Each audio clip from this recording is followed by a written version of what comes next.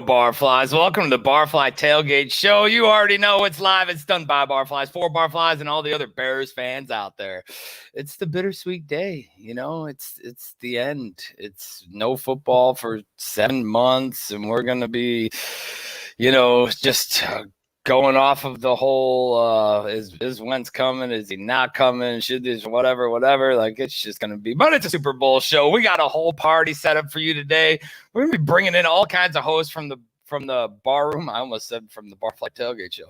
We're going to bring in all kinds of hosts from the Barroom Network and bring in a bunch of special guests and just a round robin of, shit talking and predictions and that. So let me start this thing off with first Mr. Ryan Badgley, Badge of Honor. Badge, what's up, dude?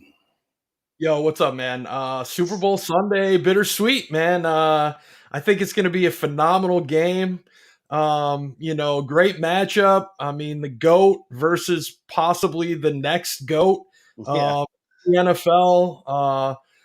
Just excited for the game. I wish and hope that someday soon our beloved will have an opportunity to be in this game, man. But, the off-season wheels are already spinning. We talked about it last week with Stafford. Now this week it's Wentz.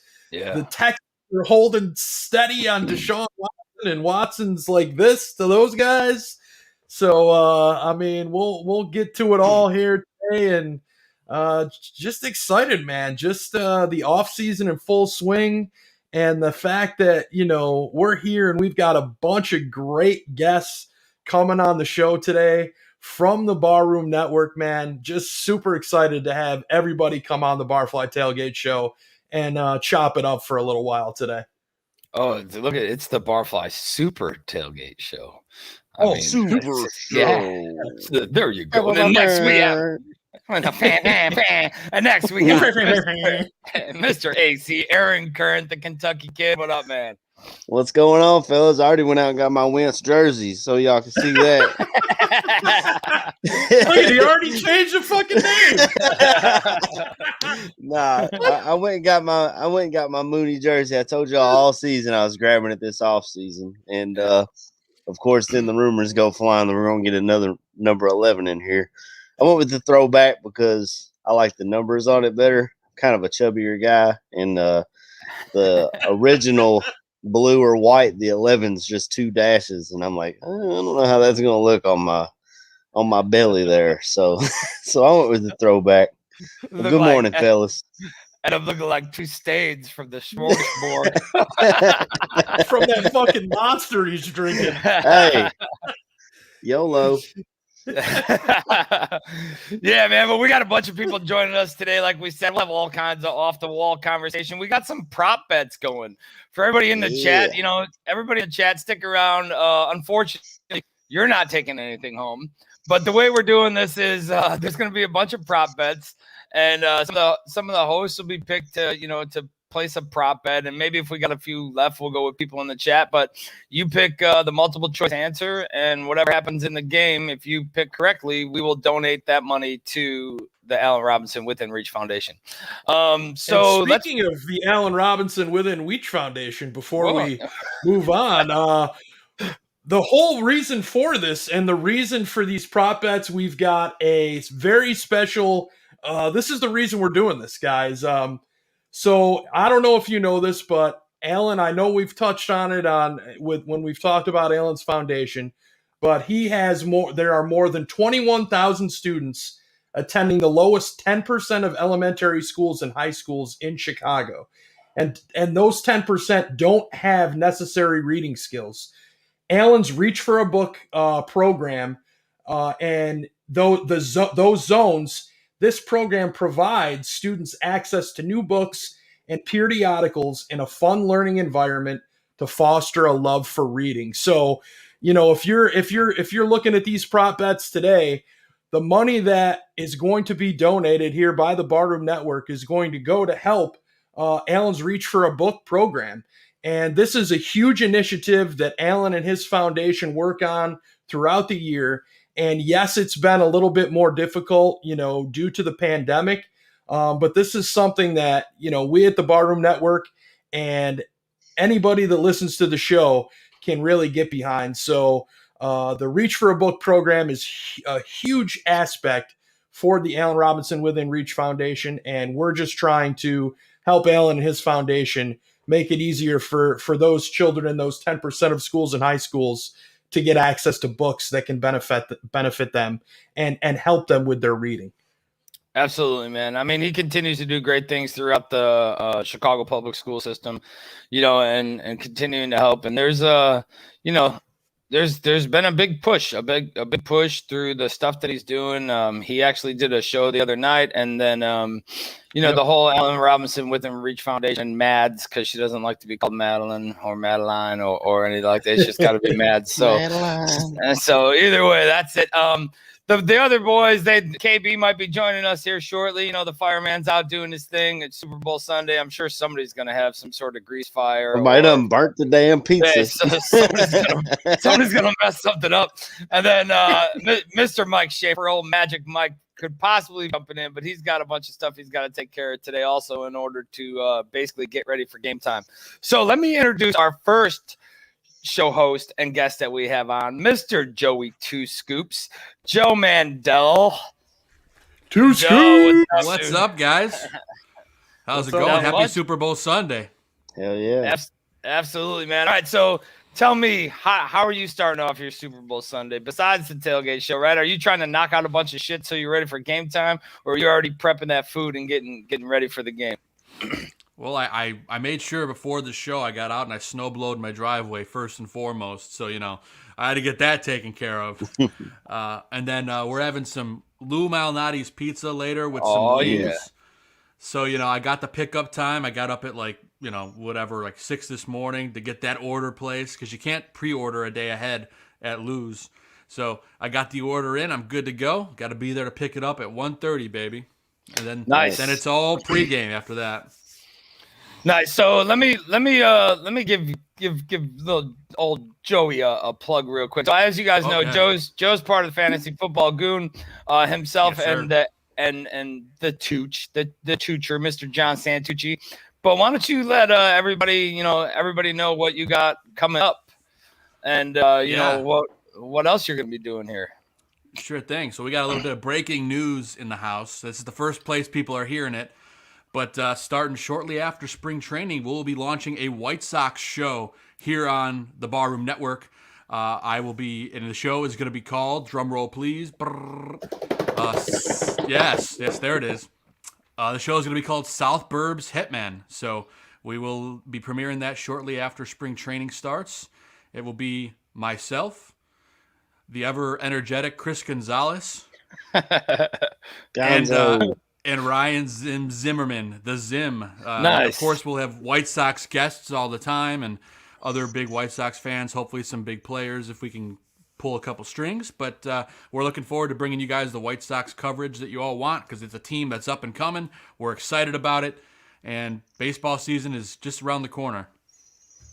Yeah, absolutely, man. And there's nothing but potential for that Sox team, man. I mean, I've been a Sox fan since day one, man, and Southside kid and whatever, all that. I know I've said a few times that basically, right across the street from my grandparents' house, and that was my babysitter for a while when my mom was single and I was at my grandpa's. He'd be like, "Here's $5, get the fuck out." And I'd go over to Comiskey. Yeah, it was old Comiskey, and that was that's who watched me. People in the stands, not Greg Brett, but the other people. That would be fucking weird. But let's keep this thing moving. Oh, Clovers, by the way, Clovers just put in the chat. By the way, the latest is the Bears are showing great interest in Carson Wentz. I'm pretty sure he was just being funny, but no, we're good, man. We're good. All right, so let's keep this thing moving, man. What do you guys think of this latest scenario? The stuff that came out yesterday, the Tariq Cohen tweets and that, and back and forth, and who's on the chopping block, who's not. Badge. Let me start with you, man. What do you got? I mean, to me, I tweeted it out last night. My buddy, Bills fan, Brad Vecchio, Brad and I go back, 15 years. Doing games together at the radio station locally here, posed the question to me, my thoughts on it. And to me, if you're going to invest draft capital and players, then take the fucking biggest swing that you can and go after the biggest fish that's out there. If you're going to sit here and dick around with a guy who, last season wasn't the greatest, and people are, kind of spinning that Wentz, look at Wentz from 17 to 19. He didn't win the Super Bowl for this Eagles team. It was fucking Nick Foles. To me, if the Bears are going to make this deal, please make Nick Foles a part of it. I know the rumors suggest that, that he will be part of it. But to me, a Wentz-Foles quarterback room does nothing to excite me about this team moving forward. Even if Wentz comes here and Foles departs, I'm really not excited about the possibility of a guy who, quite honestly, looked like shit last season. And we were in a pile of shit. The pile may get smaller with Foles, and let's say he rebounds, but to me, it's still a pile of shit. If you're going to do this, go big or go home. If you're going to mortgage your future, make it on the best fucking guy out there, not on a cast-off has-been who couldn't stay healthy to win a Super Bowl and then got benched for a rookie last year. To me, I'm tired of he's familiar with the offense. Well, Nick Foles was familiar with the offense, and look what a shit show that was. Granted, I don't want to take anything away from the guys that said, but he played against some of the top defenses in the NFL, blah, blah, blah, blah. I don't give a fuck. He played like shit. Well, he did beat the Buccaneers, but if he's so fucking good, speaking of Super Bowls, well, the defense beat the Buccaneers. I mean, let's be honest. Khalil Mack was in Brady's ass all day, so he got benched. He got benched for Gardner Minshew. Yeah, that says it right there. Minshew mania, baby. What you gonna do, brother? No, I get it, and I get don't get me wrong, I don't want Wentz either, right? But I get a whole depleted system in his worst year up there and all that, right? But if say there was a presser, right? Say there's a presser March 17th, and we don't get any quarterbacks, right? Say we don't make a move on Wentz, and Pace came out and said, "Look, I was calling Texas bluff. I thought for sure that they were eventually going to release him, and I held my cards tight, and I built up as much as I could to try to get fucking Deshaun Watson. Didn't work out. We got Nick Foles this year, and we got our 20th pick. We'll see what happens with that. I think I would be okay with that. Instead of saying the only one left was Wentz, and we weren't sure what was going to go on with Watson, so we went all in on Wentz. Fuck you. What are you doing? AC, what do you think, man? It's difficult. As soon as I saw it, I was like, typical AC. It's not just a no; it's a hell no. I didn't want anything to do with Wentz. But the more I sat back and thought, the more I looked at it, I've already talked myself into this shit, guys. That's the point that I'm at. All right. So just go with me on this. Is Carson Wentz better than Mitch Trubisky? Yes. Is Carson Wentz better than the Nick Foles we saw last year? Yes. 100% yes. Is Carson Wentz better than you're hoping Mac Jones falls to you in the draft? I don't know the answer to that one. He'll know more. We don't know. That's the thing. It's either you're hoping with Mac Jones or, I guess you're really hoping with Wentz that you can recapture what he did prior to last season. And if you remember, when he had his amazing season before getting hurt, that's my biggest thing. Baz brought it up, the injuries. That's my biggest thing is the injuries and the contract. You can't bring him in and him be hurt all the time. But John DeFilippo was with him when he was putting up those crazy ass numbers, and he just so happens to be in our quarterback room here and now. I would rather have Watson because I think Watson's a franchise quarterback, a franchise changing quarterback. Yeah.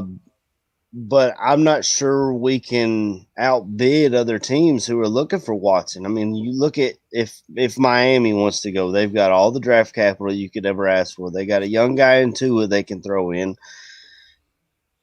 how are we going to compete with that? Yeah, we but can it's give you not. Nick Foles in a 20th but overall pick, but we talked about this though. It's not about outbidding another team. It's about having a bid that's good enough and a city that Deshaun Watson wants to go to. So you're not really competing with other teams in this. You're competing for Watson's belief in your wanting to be in your city, right? And belief I don't in think both. I don't think Watson would be against going to the 10-6 Miami Dolphins. He might not be. He might not be, but I'm just saying, like, Miami could come to the table with fucking 4 first-rounders and Tua. Right. And if the Texans approach Watson with that, and he's like, no, I'm not going to sign my no trade to go to Miami. I don't want to go there. Fucked. They don't get him. I mean, it's not going to happen. So I think it has to be like the perfect mix and match of a trade where the Texans are happy. Watson wants to go there. And although it might not be as big of a bundle as they had without a no trade clause, they're still getting a bundle. No doubt. So I don't know, man. Joe, what do you think? Well, I think the thing with Wentz, and I'll be frank, I don't hate the Wentz acquisition if it were to go that way. Wentz never really had a whole lot of weapons, in my opinion, when he was on Philly. He had some decent players around him, but did he have an A-Rob? Which there's no guarantee he's going to be back, but he didn't have a guy like A-Rob. He didn't have a guy that's as electric as Mooney is. He didn't have a powerhouse running back behind him. What do you have, Darren Sproles? Well, he had Alshon Jeffrey, and did they have Deshaun Jackson that year too? Or yeah, they did Jack, but wasn't he suspended for some of that year? Both of those guys are. They're still questionable guys. Yeah, you could toss them in the can. I mean, you never had a guy like A-Rob, so I wouldn't hate it. But at the same time, there is bigger guys you can get out there. There's like Mac Jones in the draft. Tooch and I have been talking about this a lot. I've loved Mac Jones. Probably similarly to Wentz, and he's got a cannon. He just doesn't have the experience. If you could get him in the draft, that might be something we can look at instead and improve in other ways. If you go for a guy like Watson, try to get a package deal where we can get maybe him and J.J. Watt. There's been some rumors about maybe Mac being included on that and another pick. You do what you got to do to get Watson, and then Watt wants out. J.J. Watt's wife plays here in Chicago. She plays soccer in Chicago, so I'm sure that's a move that would be great for J.J. Watt as well. So do a package deal for Watt and for Watson. Throw in I don't care. I don't care if you throw in a first rounder. Do what you got to do to get it done. I'd much rather have that 100%. Yeah, I get it. Excuse me. I'm good with giving up picks for Watson and all that, and I really don't care what it is. And maybe that's just me being a fan, but I don't really care either. I don't give a shit what we give up. I know they want a young defensive player, and that's what kind of bothers me there because I don't want to give up Roquan. And I told the guys this the other day, and a bunch of people in the chat might get upset, but I'm more willing to give up Mac than I am to give up Roquan. And that's just me. I'd rather give up Khalil Mack than give up Roquan Smith. And if you're in the chat now and you think I'm crazy, tell me. Be like, no, you're fucking crazy. No way you give up Mac over Roquan. But I'm giving up Mac before I give up Roquan. But either way, I'm just saying the Wentz side of it, I'm like, oh, God, what are we going to give him? You know what I mean? Because I'm not as comfortable with giving up shit for Wentz as I am for giving up shit for Watson. If any of that made sense, I don't know. No, exactly. I'm with you step for step. I'm going to say this. So Matt Nagy is still here. The only quarterback that I can see that can change and make a difference in this offense not being a fucking shit show is Deshaun Watson, because I think he's a better improviser than any other quarterback out on the market right now. Yes, I think Carson Wentz can read a defense better than Mitchell Trubisky, but I don't think that makes him a fit for Matt Nagy's offense. I honestly believe no matter who comes here, you see their production decrease with Matt Nagy still as the offensive mind leading this team. I don't care if that's a shot at Matt Nagy. Fuck, it's a shot at Matt Nagy. We've all seen it. We've all watched it unfold. A competent offense on the fucking field for this organization in his 3 seasons here. Yeah. I mean, 2018, they were okay. But since then, the fucking guy runs the most hitches in the NFL. Yeah. That offense isn't going to fucking work here, dude. You need to take shots. You need a guy that's willing to throw the football down the field. And I think that's Watson that is the best. That's going to be the best guy to do this. I wasn't in on Watson 2 weeks ago. Remember, we were talking about it. I was like, man, I don't know if I want to mortgage my future on this guy. But now seeing some of these other rumors, you know what? Let's go get Deshaun. And Bobby, to your point, I'm kind of feeling the same thing, man. I don't give a fuck who goes at this point. Like, if we can get Deshaun and it's Mac, Roquan, fucking Johnson, Fuller, Bojack, fucking give them all up. Fuck it. No, I'm not that far. I'm not that far. I'm just saying I keep Roquan over everybody else on the defense. He's the first one that stays. Like, if I had put him in an order of, has to stay and don't care if he goes or not, Roquan would be number one as has to stay. And I probably wouldn't be willing to make a deal if it involved Roquan, just because, like, this dude, I know he didn't go to the Pro Bowl. I know it wasn't all pro, whatever, but he was still fucking top of the list and all that. Or if not, he was like top 3 and all that. Yeah, and he had them all beat. Yeah, and he got like shunned, and I don't know why, but he basically got shunned. That's because people that vote for the Pro Bowl looked at our record and seen 8-8. They didn't see all the sack numbers, the interception numbers. I mean, he had decent numbers. Then you have people that go on there and they just vote for their favorite, whoever their favorite team is. They vote for their players. Yeah, and I mean that's it's a popularity contest. Yeah, off of the tailgate show, I said that to somebody who was bitching about Roquan not making it, and I said, "Hey, look, it's our fault they didn't make it. We're the ones who vote for him to make it." So, I mean, did Mac deserve to be didn't he get all pro this year? Yeah. I mean, look at I'm not for sure. I am a believer that Mac has declined, right? I do think. I mean, yeah, cool. He's still getting pressured, but he fucking declined overall. But do I still think he's like one of the biggest defensive impacts in the game? Of course. Oh, for sure. I mean, yeah, that's what he does, right? But has he declined since the first year? Absolutely. There's no question about it. And he's going to be 30 this year. We still have 4 more years with him under contract. Whatever, man. I'm just saying, like, I would love to get Mac, but if it was Mac or Watson, I'm taking Watson every day of the week. And the Bears will finally have a quarterback that will bring us into the future and be solid enough to stay here until the fans fuck it on him and run him out. Let me spin this a different way, fellas, just to get your input, all right? So let's say we go out and make this Deshaun Watson trade, right? So we go out, we make this trade. Watson comes in here. All right, let's say hypothetically we give up Roquan and Jalen Johnson to get Watson and 2 first-round picks, right? Let's hypothetically say that. So now this season comes to fruition and we go 7-9. Nagy's fired, Pace is fired. Now what? Now you got to find a head coach and a GM.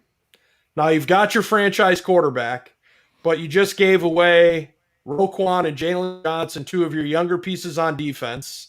So now my assumption is, and my thought is, at that point you would replace them possibly in the draft for those positions, right? So if you fast forward to this next offseason and we had a losing season, we've got Deshaun Watson, but now what? We gave up a Roquan and a Jalen Johnson, so chances are that would mean our defense regressed a little bit. Yeah. And then offensively, who knows what transpires? So even that's the thing, that all this hypothetical, like, and we're all guilty of it because we want to try to figure out what our team's going to do. But if we're sitting in this same position next year, now granted we made the fucking playoffs, but whatever, it was fucking bullshit. We shouldn't even have been there. But if we're sitting in this position next year and have to start over, where are you going to look to start over? You've got now a franchise quarterback in here. So I would think you would want to look. Isn't that the most kind of important what we want, piece? though, right? Yeah, that's the most for me. That's the most important thing. I mean, take a look at, and I know we like you and I and Mike and a couple of us and AC. We were talking about it the other day. It was like Yep. Casey's defense is, I want to say, 11th in the league. Yeah. Tampa Bay's defense is like 6th in the league overall. Yep. I mean, these defense doesn't win fucking championships anymore. They might win you an NFC fucking North or a damn NFC, like obviously not even NFC championship. Otherwise, they didn't fucking there. But I'm just saying, like, you have to be able to outscore. And yes, your defense does have to complement the offense in a way, in a sense, but not really. The only thing they have to do is like KC, you have to push the ball out of the fucking wide receiver's hands, who has barely, hasn't done much this year, but he fumbles towards the end of the game, and KC keeps that game and wins it, right? I mean, there's certain things that happen. There has to be a discipline to it, but some of these defenses, I mean, KC's been burnt up on defense. They're just able to fucking keep the tempo and outscore the other offense. And they're okay with that. So I think I'm not so against the overpower on this side offense. I don't think it really helps you to be overpowered on defense anymore. Your defense is still going to bend. They're still going to bend no matter what. If your offense can't score, you're fucked. You should offensive be league. Yeah, you should be overpowered on offense with a defense. But to Badge's credit, is that the players, or is that the scheme, or was that Trubisky? They didn't believe in him, so they scaled back the playbook. All of the above. Yeah. Because I mean, legit, you could bring in Deshaun Watson, and if he can't grasp these terrible Nagy schemes because he doesn't know how to scheme a wide receiver open, it don't matter if you got Peyton freaking Manning back there. Let me go back. Watson comes. Yeah.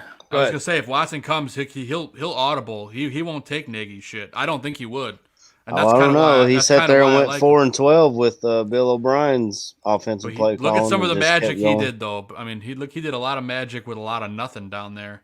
I mean, I'm not saying that the Texans are good by any stretch of the imagination, but you can see what Watson is doing behind the scenes. And it helps when you got a top 2 wide receiver in the league with Hopkins until they traded him away. Year. It's a good point Joe O'Donnell just made. Defense gets you in the playoffs. Elite quarterback play wins. Look at Super Bowl 41, fellas. Look at the NFC and AFC championships. We went up against fucking Peyton Manning.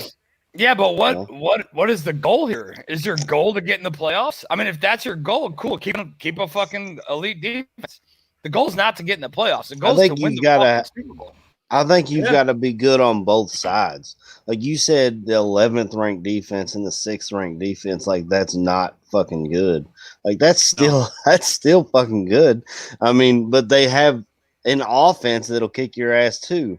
And I'm sure we'll get into it later. But my pick today, never mind. We'll just get into it later. I don't want to give that away. Real quick, guys. I want to get your thoughts.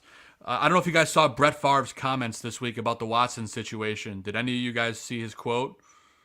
Yeah. No. Here, all those got it pulled up. Look at that. I'm kind of old school. Favre said, I think you play. You get paid a ton of money to do a certain job and just do it and let the chips fall where they may. I think we make too much money to voice an opinion, but I'm not saying he's wrong. Again, I think it's a different day and time. It'll be interesting to see how the organization handles it. He's getting roasted on social media for that. I'm curious what you guys think. Yeah, I mean, I'm not sure how to take it. I mean, he wants to talk about somebody who's not happy with their situation, yet he retired and came out of retirement, 3 times just so he could play for different teams, and then got caught sending a dick pic while he was up in New York. I mean, this dude just – I mean, that's Fat Mike's guy, but I don't know. I never saw sure, he kicked our ass, but he also led the league in interceptions the whole time he was in the league too. 1 Super Bowl.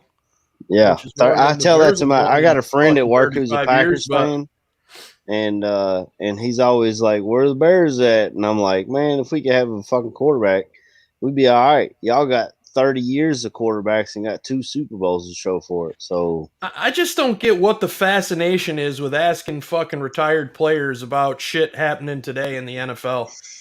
I don't give a whole different world. Brett Favre has to say anymore. Fuck Brett Favre. Go make your fucking Wrangler commercials and your fucking medical sleeve fucking commercials. Go get the fuck out of here. Yeah. See the thing is though, like you'll get that response of the fuck Brett Favre's, and I don't agree with what he said anyway. You should mind his fucking business. You're out of the league, right? Like, shut the hell up. But on the flip side of it, you'll get people who are like, oh, did you hear what Mike Vick said about Deshaun Watson? And Watson should absolutely do what Mike Vick said. But since we don't like what Brett Favre said, Favre could fuck off. Whatever, man. It's just a Well, I just, like I said at the start of my comment, and I had some backhanded comments at the end of it. This dude retired. Well, that's even. So he retired 3 times. And I can't even concentrate now. He retired 3 times and came back to different teams. I thought it was a picture of me for a second, but I don't have abs like that, so there's no. But yeah, he retired 3 times and came back. So what does it matter what he thinks about somebody else not liking the situation they're in? And how many times can you be screwed over by an organization before you're just over it, just done? Exactly. Like it's just a report trying to get fucking whatever story they can to. Oh yeah, they just want to get clicks, man. Clickbait. Yeah, exactly. I'm gonna save some of that other stuff for later because we got all kinds of guys joining in that today. But let's move on to the prop bet for Mr. Joe Mandel. Let's see what his choice. Let's see what his choice is today. You don't really get to pick. This is your choice. But this is the only question that you will get. And it is a Star Wars commercial during the game. That's interesting. I'm going to say yes because I think there's going to be a Disney Plus commercial with The Mandalorian. I'm going to say yes. That counts, right? I would say it counts. Yeah, I would say it totally that works for me. I mean, yeah. So I'm going to go with yes. Count? I mean, you made a choice. Yes, it counts. All right, I'm going to go yes. Camel Toe was in there talking about Devin Hester, first ballot Hall of Famer. That was the next thing I wanted to go to. So next year, Devin Hester will be up for Hall of Fame. What do you guys think? Does a return specialist? I know we're kind of jaded here, but does a return specialist deserve a spot in the Hall of Fame for what he's done, for what Devin Hester has done? I mean, you've had real quick guys on offensive and defensive side who have played lights out, who should be down Hall of Famers and are not. Mm-hmm. Does Devin Hester make it in Hall of Fame? Go ahead, AC. I think for what he did to the game, he was the best returner of all time. And he definitely deserves a spot in the Hall of Fame, but I don't know if it's first ballot. I think a lot of people are going to look at the position he played, what he did other than returning. Because remember, we tried him at wide receiver, that didn't work out so great, and I think that's going to hurt him as far as his Hall of Fame status. He definitely deserves a spot for his return ability, but I don't think he's first ballot. I'm sorry, Camel Toe Inspector. Well, I'm going to disagree with both of you. Devin Hester, 150%, should be a first ballot Hall of Famer, just like Charles fucking Tillman should have been a first ballot Hall of Famer. Due to the fact simply that. What's that?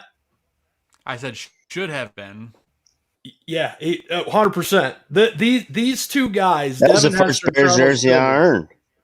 Yeah, both of these guys changed the fucking game of football for what they did. And for Charles Tillman, I believe this was his first year to be on the ballot, or I can't remember at this point.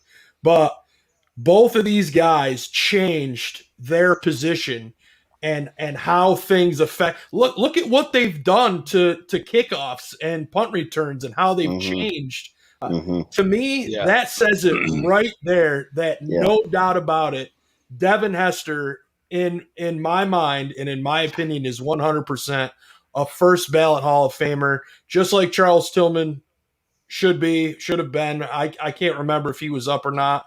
Like the fact that it's even debatable. I mean, they just shared it. I mean, just a few short days ago, fucking Devin Hester opened the Super Bowl 41 with a 92-yard kickoff return touchdown, and the conversation going to that was, well, the Colts kickoff coverage hasn't really been that good, and you've got one of the most electrifying returners in the game today back there, and what fucking happens? Boom.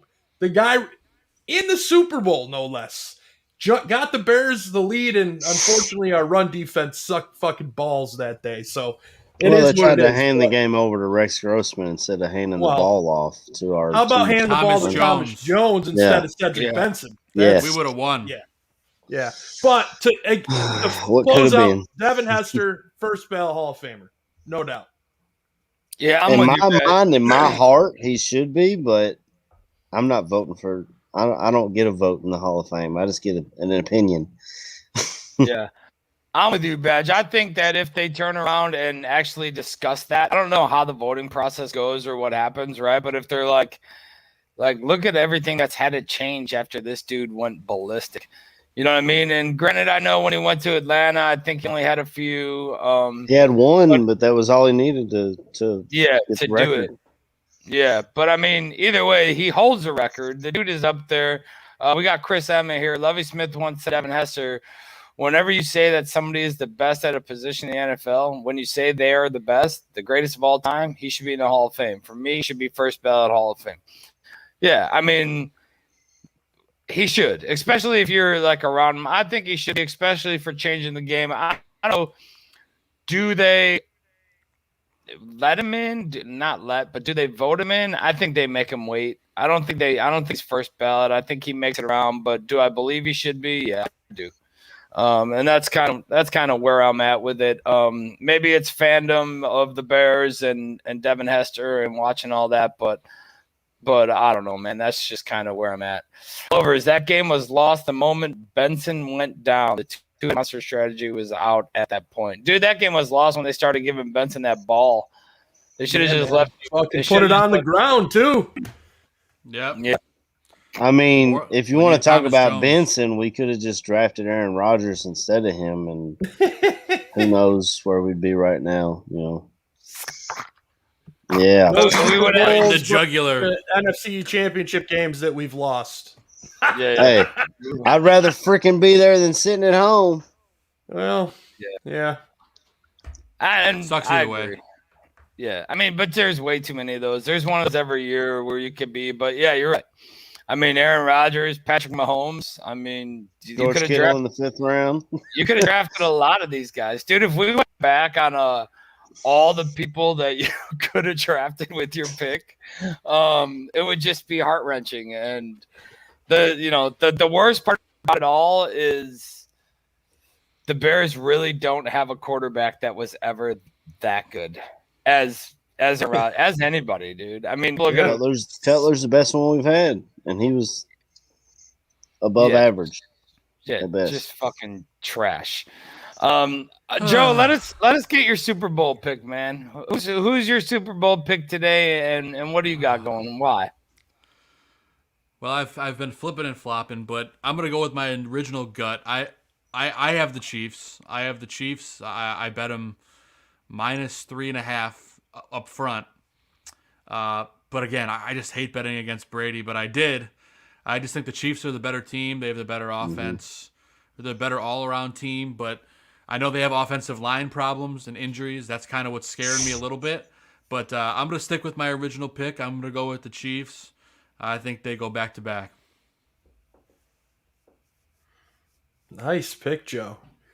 The only thing I'm going to throw at you is this.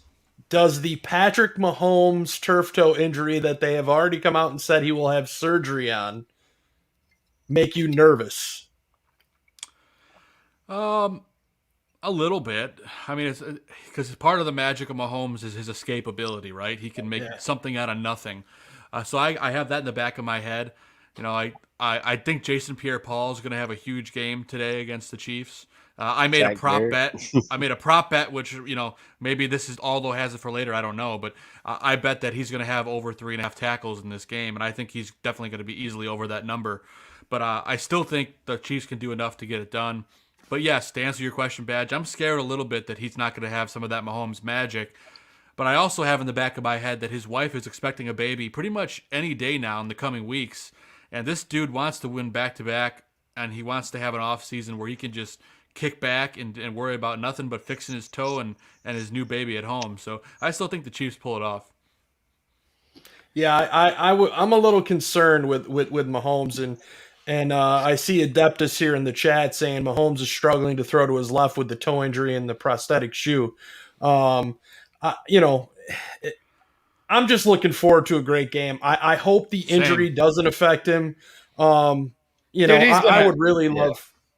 Yeah, just a shootout. I'd love to see a battle, man. I would. Definitely I got the over, so I want that too, Badge.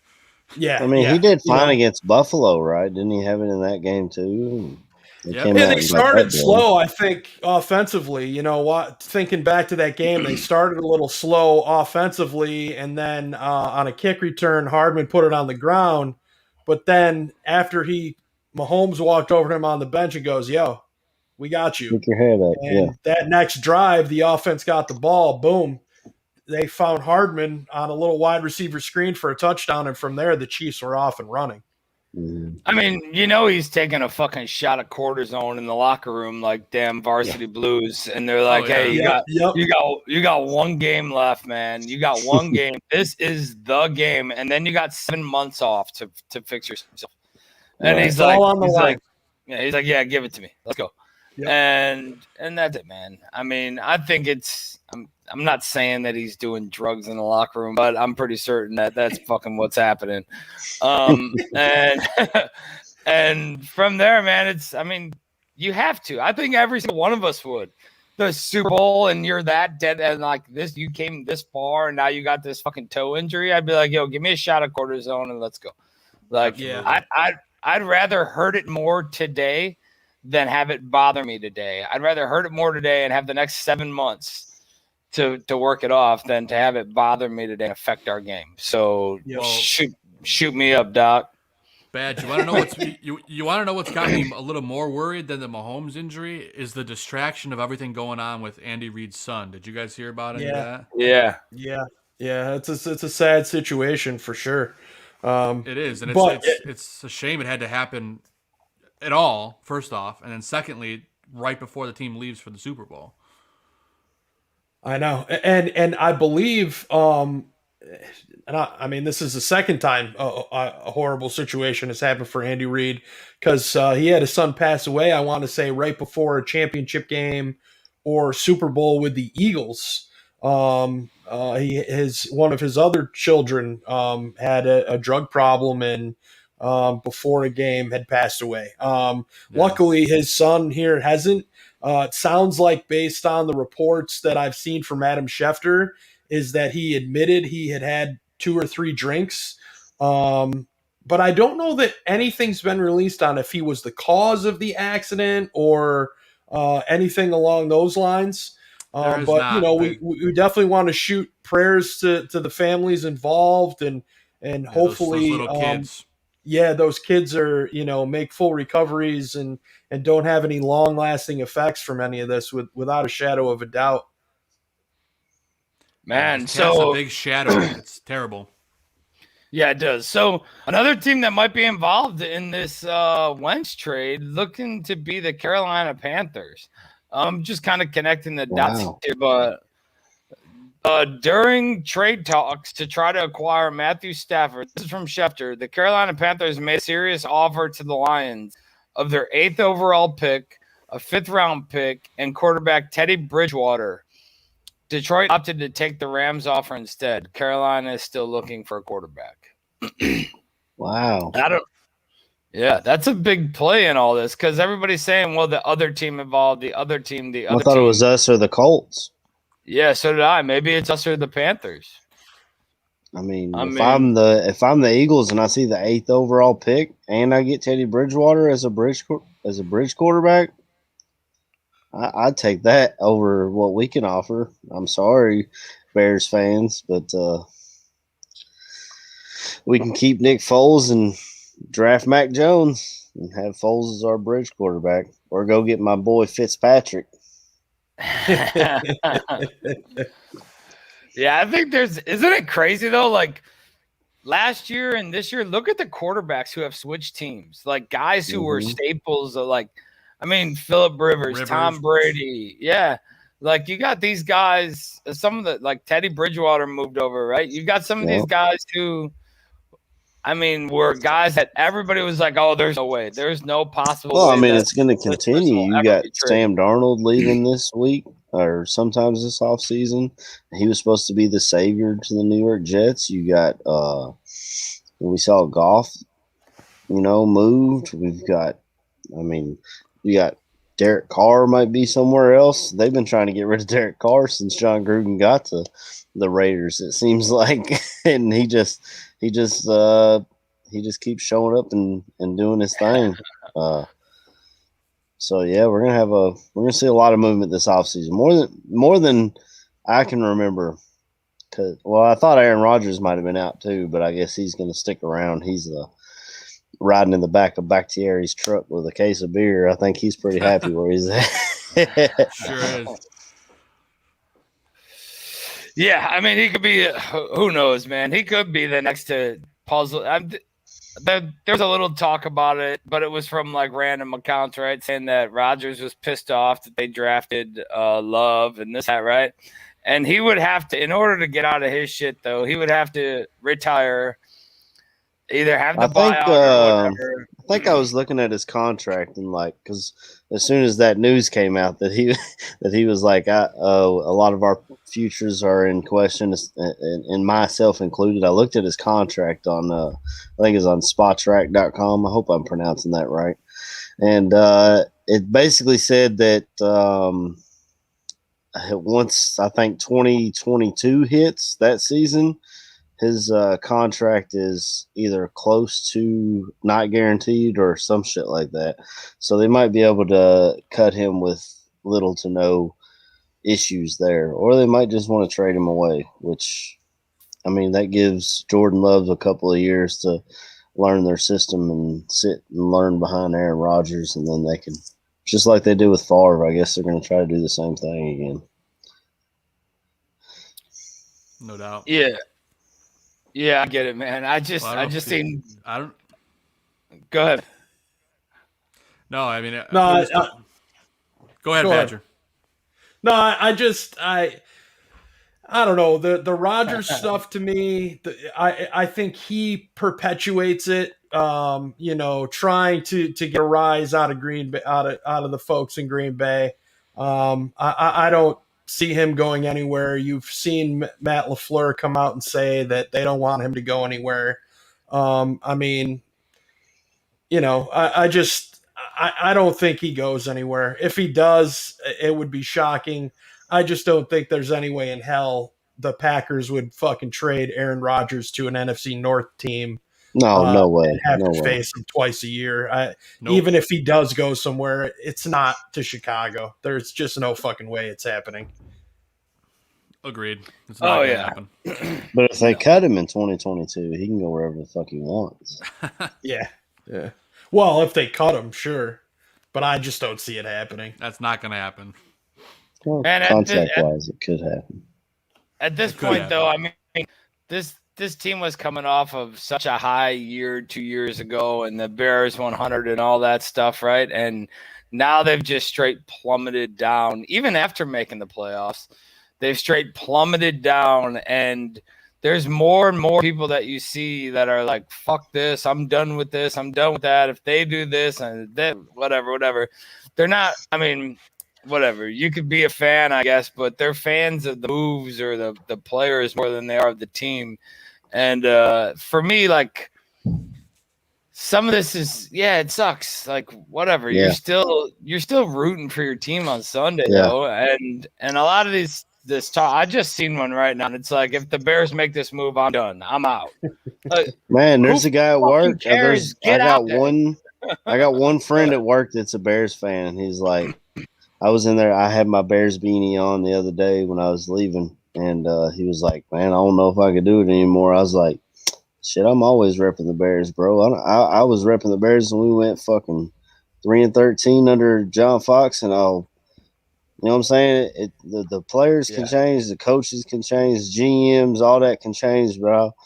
I'll always bear down, regardless but of what the owners don't change, so will we Well, I ever get out mean- of this fucking until Virginia passes away, we can bring the Honey Bears back. That'll break the curse, and we'll be good to go. That's the problem. Yeah. I don't know. I never thought.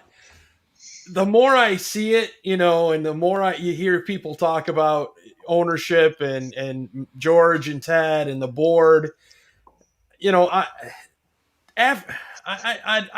want to bring the press conference up again because it's been fucking beat to death. But yeah, I got it. I never agreed with it before, but I'm kind of starting to agree with it now. Something's got to change. And if they've given everything to Pace and Nagy here to go out and make a big move to get this team to a Super Bowl and win it, and okay, fine. But if it's a type of move that we're talking about with Carson Wentz or one of these other guys, then I don't know. To me, then they got to go. Or they got to bring somebody in between Pace and Ted. Because otherwise, it's just a revolving fucking door that just keeps spinning and spinning. It's like Will Ferrell and Elf going around the fucking door when he's in New York City. Quite honestly, it's just maddening to me. Same. Yeah, I agree, man. Ted Phillips has been in charge since '99, and we have like 5-6 playoff appearances since then. I mean, they say he doesn't. I think that's high. I don't know if it's that many. I thought it was 5 before this season, so I thought. Oh, was it 5? Okay, maybe it is 5. But still, that's since 1999, and that's just appearances. That means we could have backed in like we did this year, or yeah. But I like what Clover said. I always say I'm going to quit on them, but like a bad woman, I keep coming back for more. we're gluttonies for punishment, man. I go through it with my college teams too. Kentucky forgot how to play basketball all of a sudden. I don't know what the fuck they're doing. I think we're like 4-11 or some shit. First time, I know this isn't a basketball podcast, but first time since 1961, Kentucky, North Carolina, and Duke are all not ranked. That's the college basketball for this year. That's crazy. That's insane. I mean, from an SU fan, that's not a bad thing that North Carolina and Duke aren't ranked. I hate Duke too. I'm pretty sure Coach K sold his soul to the devil because I think he's like 75 or 80, and still looks like he's in his 40s. So let's get back to this Super Bowl, guys. So I'm all in. Baby. you look at these two teams, right? And you can't. I don't know. Maybe there's some similarities, but to me, I really don't feel like there are similarities. Different offensive scheme style, defense. I feel like the Bucs are kind of more of a blitzing team than what the Chiefs are. Yeah. But if you look at, let's look at the Chiefs offense first. I mean, because guys, they can put up points from anywhere on the field. Yes, sir. And yes, that starts with your quarterback. But look at the playmakers that Patrick Mahomes has. Tyreek Hill. You look at Clyde Edwards-Helaire, Le'Veon Bell. Then you look at your tight end and Travis Kelce. Best tight end in the country. Sammy Watkins is another guy that can make plays. I know he's had a little bit of an injury, but it sounds like he's going to play. Then you look at some of these other guys. Darrell Williams. Hardman, Williams, Robinson. And on top of all that, I know it's not draft season yet, but I've seen mock drafts of them getting Kadarius Toney from Florida. That's just unfair because they'll have another Tyreek Hill type player, and it's insane. Fuck it. I'm gonna go ahead and say it. I'm picking the Chiefs as well. And the reason why Everybody asks me all week, who's gonna win this weekend? Who's gonna win this weekend? I don't know how you defend the Chiefs. I know the Bucs have a really good defense, but what are you gonna do? You double Tyreek Hill, then you got the best tight end in the league that's open, or you try to cover both of them. They got 3 running backs that are all freaking good. So you know who's gonna win this game? Probably who has the ball last. Yeah, you're probably right. I think betting the over was a good bet on your part there. I bet the over, Randall. and then I think it's whoever has the ball last, and it's probably whoever wins the coin toss. Well, we've got another special guest here on the show today, about ready to pop in from the Barroom Network. Jason Conander, welcome to the show, man. How you doing? I'm doing really well. How are you guys? What's going on, youngin? What's happening? Talking Super Bowl here. We were just talking about the Chiefs offense, man. What do you think about this Chiefs offense? Well, I mean, there's only so much. No, there's not enough that can be said about the Chiefs offense. It's like they don't necessarily have a strong fixture at the running back position, but it doesn't matter because everyone else is just so good. Tyreek Hill is, in my opinion, the most fun player to watch in the NFL because when he gets the ball, there's no one faster in the open field, and there are no better route runners in the NFL than him. Travis Kelce is an incredibly special talent, future Hall of Famer at the tight end position. Sammy Watkins is a former top 10 pick. And then obviously Patrick Mahomes, Cole Hardman. The list just goes on and on and on and on and on. And the Chiefs offense certainly is incredible. It'll be very interesting to see what they can do today, missing 2 O-linemen. But I think that they're going to be just fine. Yeah, without a doubt, man. I definitely think the Chiefs will be just fine. We flip things over, guys, and let's look at the Bucs here. Bobby, did you want to jump in on that Chiefs offense a little bit? No, man. I mean, the Chiefs offense is just they're ridiculous, man. You know, I mean, they're easily hands down the best offense in the league. They're, you know, everybody else is JV to them, and they only beat themselves. I feel every time, like when they lose, it's because they messed up, because they fumbled or they dropped a ball. It's not because it's not often. It's not because somebody beat them. It's because they beat themselves. I mean, do I want Brady to win? Of course I do. And I I hated Brady for years just because of all that. But to go somewhere else and bring back another one, I'm like, yeah, let's do it. You know, like whatever. But the Chiefs offense is just ridiculous, man. And that's just how it is. Yeah, my heart and my head are split because I'd like to see Brady win another one and have more Super Bowls than the Pittsburgh Steelers. There's a lot of Steelers fans around here. Just more because they hate the Bengals than actually being Steelers fans, but that's how they become a fan. So I'd love to see that. And plus, they've got a safety up there that played here at Kentucky named Mike Edwards, and he was really good here. He got some time against Green Bay, and he did all right. Yeah. Let's spin it over to the Bucs. So the Bucs technically are hosting a Super Bowl for the first time in NFL history. Unreal, man. Which is just fucking unheard of. But obviously their quarterback has 6 fucking Super Bowl wins. Could make it 7. Look, he's got weapons galore. You have Fournette. These are the best weapons he's ever had. Yeah, without a doubt. You've got Fournette in the backfield. You got Ronald Jones. You got Gronk at tight end. You got Braid at tight end. Then you look at your wideouts and Evans, Godwin. They've got Antonio Brown, who I know he's banged up a little bit. AC, man, I mean, these guys got to be able to put up points today, right? Yeah. I mean, you just touched on it. That's what makes this game so hard to pick. I mean, you look at them and you say, how can you bet against Tom Brady in the Super Bowl? And then you're like, well, damn, how can you bet against Patrick Mahomes in the Super Bowl? I put a stat up a couple weeks ago, and it kind of made the rounds, and somebody else updated it. I guess I was wrong on it. I thought Brady had played for 20 seasons. Apparently it's 21. But still, Brady has made the Super Bowl 47% of the time in his career. And to put that stat into perspective, Steph Curry, one of the best three-point shooters in the NBA, is a 43% career three-point shooter. So Tom Brady is more likely to make the Super Bowl than Steph Curry is to make a 3-point shot. And to me, that's insane. But if you look at Patrick Mahomes' career, now it's a very smaller sample size. He's got 3 years, and 2 of those years he's went to the Super Bowl. So he's got a 66% chance to make it to the Super Bowl in his career. I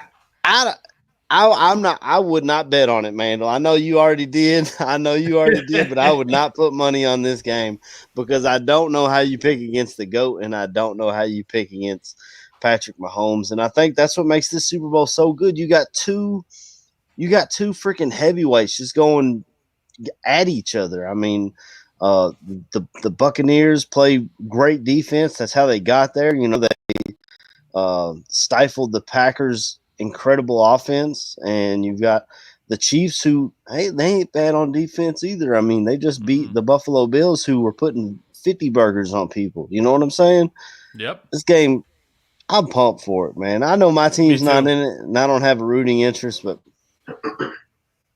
I think it's going to be a great game. And like you said, man, whoever's got the ball last, honestly. That's what I think is going to happen. Whoever gets the ball last wins. Yeah, and AC, what you were saying, Brady was drafted in 2000, and so that would be 20 years. So I don't know. I saw somebody else put it up that way. He was like 1 for 3 passing in 2000. So whoever, and that's what he played. So whatever. I mean, for the most part, that's what it is. But Jason, let's go over to you, man. Tell us what you got going on, what you're doing with the Windy City and writing, and everything that you got going on. Let everybody know, just what you got going on, man, and what you're into. Well, so obviously I'm a freshman journalism student at University of Texas at Austin. I used to write for Fanside in multiple capacities, and then, COVID hit and everything got kind of hard and college apps and everything. So I have not been with Fanside for a little while, but I joined a new site called College Basketball Review, more of a startup. I've really enjoyed that, kind of been able to write whatever I want with college basketball, which is one of my strengths. Down here at UT, I am on-air talent for Texas student. I'm assistant producer for one of our shows, and I'm on the marketing team. So I'm starting to shift my work off of writing and more towards on-the-screen stuff because that's what I want to do with my life once I'm out of school. And then probably the reason why I'm on here is because my podcast I have with my mom. My mom is, as everybody likes to remind me constantly all the time, my mom is Peggy Kaczynski. So I do a podcast with her. It's very enjoyable. At first, I actually really did not like the podcast at all because it was just like, hey, Jason, you have to stay after school today. We're going to record the podcast downtown. And I'm like, who the hell wants to do that for 2 hours after school? Man, we might have been late. We were just talking college hoops, man. I live in Kentucky, so we were talking. I was talking about Kentucky, and we were supposed to play y'all last weekend. Yeah, we forgot how to play basketball anyway, so it's no big deal. I mean, honestly, we probably would have lost. So, but thanks for the podcast. I really enjoy the podcast now. It's a lot of fun, especially when I'm away at school. It's kind of like a break from being a college student. Which, don't get me wrong, it's really fun. Being able to do whatever I want, whenever I want, and wherever I want. So down there around in Texas, you'll wake up on some Sunday, well, not this Sunday morning, but some Sunday mornings, you just be like, damn, I really gotta kind of relax this week. So it's really nice to hear from my mom and be able to do something with her. And podcast is starting to pick up steam and go in the direction that we wanted to take it. So that's obviously a really good thing. And yeah, I'm constantly trying to add more things to my plate, which might not be too great for my school workload, but that's what I got going on right now. And hopefully at this time next year, I'll have even more things going on. But for right now, we're just kind of going with the flow.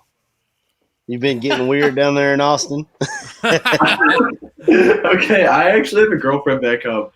We've been dating. Jason, bro, it's just us. It's just us here talking. So you say whatever. No. I heard this so much before I went to school. Like, man, like how can you go into college with girlfriends? All those Texas girls, man. I used to live in Oklahoma. I'll be honest. Like, first of all, I can't imagine being single in college during COVID because like there's so many people who you would think like get around really well that just haven't because of COVID. Like, you know, like I'll like be with people. I'll be like, hey, you know, like how's the girl situation looking? They'll just be like, not good, like not good for anyone. And I'm like, well, that's kind of, you know, that's kind of ass. So, and for this year, it has really worked to my favor coming down with a girlfriend. Plus everybody's wearing a mask. I can't say otherwise. That's the thing. And I would. I mean, I genuinely, like in my heart, I would not say otherwise. But like, you know, it's just it's what I think. It always gets brought up. It's cool. I love my relationship. It's great. Hey, good for you, bro. But with this COVID, man, everybody wearing a mask. You can go out with a girl for 6 months and then find out she's got jacked up ass teeth, and you're just stuck. No masks down here. No masks down here. Oh, that's right. It's Texas, baby. We got guns on us. Yeah. Yeah. Wow. Yeah, but no, it's a good time. Dude, that's great, man. That was funny. I thought AC was going to keep going. I was just going to shut up for a minute and just let him take it away. I don't know, man. They carry guns for protection, not masks. Well, not really here in Austin. Here in Austin, it's a little more of a like a left-leaning city, at least on like the Texas spectrum, which is kind of weird because I thought that like I'd come down here and everyone would be like concealed carry and like you know, like jeans and flannels and cowboy boots, and it's not really like that in Austin.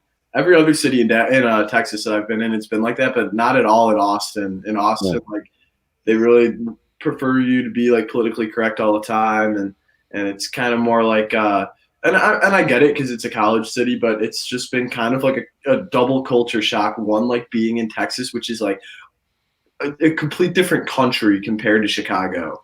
And two, like being in a part of Texas that isn't like Texas at all, but you're still in Texas. So like it feels like you're in Texas. It's really hard to describe, actually. Yeah. Like living in Austin, but expecting it to be like a Fort Worth because my dad went to TCU, or like Dallas. It's crazy.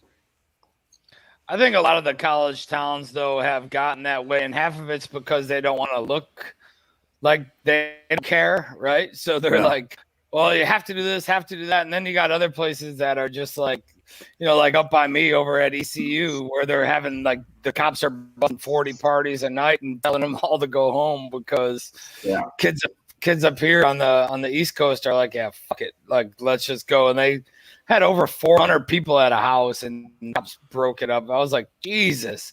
Luckily, my kid's at home, but you know, it's just the way it goes, man. But I mean, I kind of feel bad for you though, in a sense, right? It's your freshman year in college, and COVID just destroyed your college experience for the first year because of everything going on. I wouldn't say that it destroyed it. I think first semester really complicated a lot of things because like going to Texas, like the first thing that you think about is like, God, I cannot wait to go to the football games.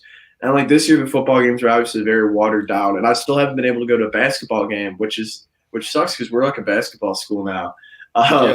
So I mean that in like the most sarcastic way possible, even though Texas will always be a football school program. No, but COVID at first, it was fairly difficult to meet people at first because like you can't really meet people in your classes. Like, what am I going to do? Like scroll through Zoom and search up everyone on Instagram and DM people and be like, hey, like you look cool. Like, let's hang out in my place. Like no, it's not going to happen.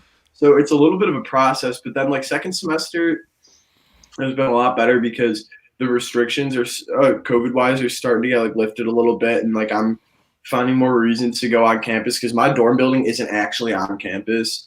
So, but no, I mean, there are certain moments where I'm like, damn, like COVID really made this like less of an experience than it should be. But like today, COVID's not going to ruin anything for me today. because people have figured out that you could just do stuff a couple miles away from campus, and if nobody finds out, then it never happened. So, yeah. So, I mean, COVID at first really ruined some stuff, but generally, no. I am very much with the majority of people that are very, very, very, very, very excited for COVID to be over. But, as of right now, I'm just kind of chilling, waiting for this vaccine. Should be getting in a couple weeks. Just kind of chilling. Yeah, let's Nice. get Jason his prop bet question. Jason, I don't know if you know, but we got a bunch of prop bet questions for everybody who comes on today. Oh, yeah. And basically it's going to be a multiple choice. I would say it's pretty much a layup, but we'll see what happens here, right? Yeah. But it's like Texas taking a layup, so it might be a little hard. But this more like a 3-pointer. God, they missed all of them. So your question is here on the screen. Will Gisele Bundchen be shown on camera today? Your choices are yes or no. Absolutely, she will. There's this prop where it was like one of my friends' fraternities had like these props that they had to like fill out in like a Google form, and like the loser has to do something disgusting. And one of the props was, what will the broadcast mention first? Tom Brady's age or the like number of Super Bowl appearances, or like the fact that it's his 10th Super Bowl appearance. Like, it's obviously going to be his age because they're going to introduce him as 43-year-old quarterback Tom Brady making his 10th Super Bowl appearance. Yeah. So, Gisele will absolutely be on camera, especially if they're winning in the fourth quarter, because they're just going to pan the camera onto his family, or when they're just kind of talking about him in the first quarter. So, yeah, she will absolutely be shown on camera. I mean, even if they're losing in the fourth quarter, didn't they get a video of her a few years back where she was like, Tom can't do it all. He can't throw the ball to himself or some shit. I think so. I think I remember that. She'll be on camera like this. Well, Jason, just so you know, the Barroom's going to donate $25 to the Allen Robinson Within Reach Foundation for every prop bet answer. So hopefully, for the sake of things, that you are correct. And if you're not, we'll bust your balls next week about it. But either way, man, that's the way it goes. I think we got your pick, right? You're going with KC, or are you going with Tom to make this thing happen? I'm going with Kansas City. I'm not taking the points, so if it's at 3.5, that's an absolutely abysmal line for the Super Bowl. It dropped to 3. It dropped to 3 now. It's at 3. That might even be worse, because can you imagine what would you compare a push in the Super Bowl to? Like, if a push overall is like making out with your cousin, then what's a push in the Super Bowl? A push in the Super Bowl would be like making out with like your grandparents. I feel like I'm like from the worst thing Kentucky. you I could ever can't have. comment. Yeah. No, so I have the Chiefs. Making out with my okay. Now, I have the Chiefs. I'm going to say Tyreek Hill Super Bowl MVP. I know that the Bucs are obviously going to game plan differently for him after he torched them, but let's be honest. The bottom line is Tyreek Hill versus Carlton Davis. I think there's a clear better player there. It doesn't really matter what the Bucs do. History does repeat itself. So I'm going to go with the Chiefs. I don't think it's going to be as much of a shootout as people expect. But then again, I wouldn't be surprised if it was. That's why I'm going to stay away from the point total. But Chiefs, Tyreek Hill MVP. And if it's not Tyreek Hill, it's going to be Sammy Watkins, because then they will have done an amazing job of covering Tyreek Hill, and it'll leave Sammy Watkins wide open, and he'll have no choice but to catch the ball. I thought that was the quarterback award. Mm-hmm. Usually they just give it to the winning quarterback. Yeah, but I feel like with MVPs and Super Bowl MVPs, maybe not the Finals MVP in the NBA, I feel like typically if you've won it before, there's less of a chance if you win it again, and that has nothing to do with your performance. Like Aaron Rodgers has had a couple MVP-worthy seasons, and like this season was the first one that he had won in a little while, or like especially in the NBA with the MVP award. I just feel like, if Mahomes puts up like a typical Mahomes stat line, but Tyreek Hill puts up like 8 catches for 110 yards and a touchdown, it's probably going to go to Tyreek Hill, right? Considering that Mahomes won it last year. But then again, if Mahomes lights up the Bucs for 425 yards and 5 touchdowns, like they're going to give it to him. Right. So I don't know. The NBA would be pretty boring. Them just giving LeBron the MVP every single season. Oh yeah, I mean, I feel like it's the same way with the Super Bowl MVP. Like, I think it'd just be more. I think it'd just be like from a fan standpoint, like it'd just be cooler if Tyreek Hill won it over Patrick Mahomes. Say what you will about Tyreek Hill's like personal life, and obviously I don't agree with anything that he's got going on there. But as like a football player, and considering that he was like a 6th round pick, 0-star recruit, I think it'd be really cool. Right. But, imagine if Andy Reid had Devin Hester, he'd probably figure out how to use him. Yeah. What's Joe? What's the better? Can you imagine if they had Le'Veon Bell like 4 years, but like Le'Veon Bell from like 4 years ago? I don't think that this offense would ever have a 3-and-out or settle for a field goal. I think that they'd score a touchdown on every single drive. Yeah. Joe, what's the bet on Sammy Watkins being the MVP? That's what I'm trying to look up right now. I'm not taking it. I'm absolutely not taking it. Dude, you gotta take it now. If you don't take it now and it happens, you're gonna be like, what the hell? All right, hang on, I got it. He's probably 12,000. 80 to 1. Was it? I thought he was questionable to even play. Am I wrong on that? He is questionable to play. But okay, here's my mentality on this, and it's not plus 8. Wow. Okay, plus 8,000. So that'd be risk 10 to win 800. That might be a bet worth taking. That's what I'm saying. Oh, 20 on it. So basically, Tyreek Hill absolutely lit up Carlton Davis the first time they played. So the only way that you're going to beat Tyreek Hill is by doubling him, and so that would mean you'd have to bring over the safety and assumedly still put Carlton Davis on him, because for how bad Carlton Davis has looked in the playoffs, he still is their best cornerback. And then with Travis Kelce, who is obviously going to get extra attention, and there's some stat like the Bucs have allowed like 6 of like the last 11 tight ends that they've played to score a touchdown or something weird like that. I hate all of like the weird like stats for the Super Bowl. It's like it's play. Like I don't care if like the underdog has covered like 9 out of the last 17 times. It's like that's not going to tell me who to take. So I think like somebody's got to be open if they're like going to focus so much on Tyreek Hill and Travis Kelce, assumedly so because of how much of a disaster it was trying to guard the two of them the last time. Then I think Sammy Watkins could potentially go off, and I also think what a really smart bet to take would be the over-under, I believe, for Travis Kelce and Tyreek Hill's receiving yards is 100, both of them. Like, what are the odds of a team having 2 guys go over 100 yards in the Super Bowl? Really, really, really low. So potentially take the unders on both of those, and then worst comes to worst, like you push. Or I'd probably take the under on Tyreek Hill. They dropped Tyreek Hill, actually. They dropped him to 95.5. Ooh, wow. Okay, yeah, because a lot of people are probably taking the under on that. Because it's, I don't know. I think the history repeats itself.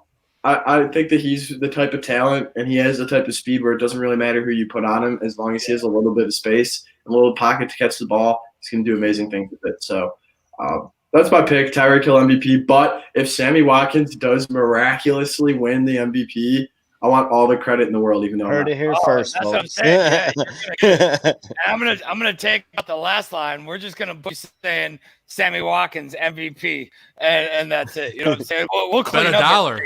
We'll clean up $1. $1. It's not. It's what? What would that be? This one to win 80?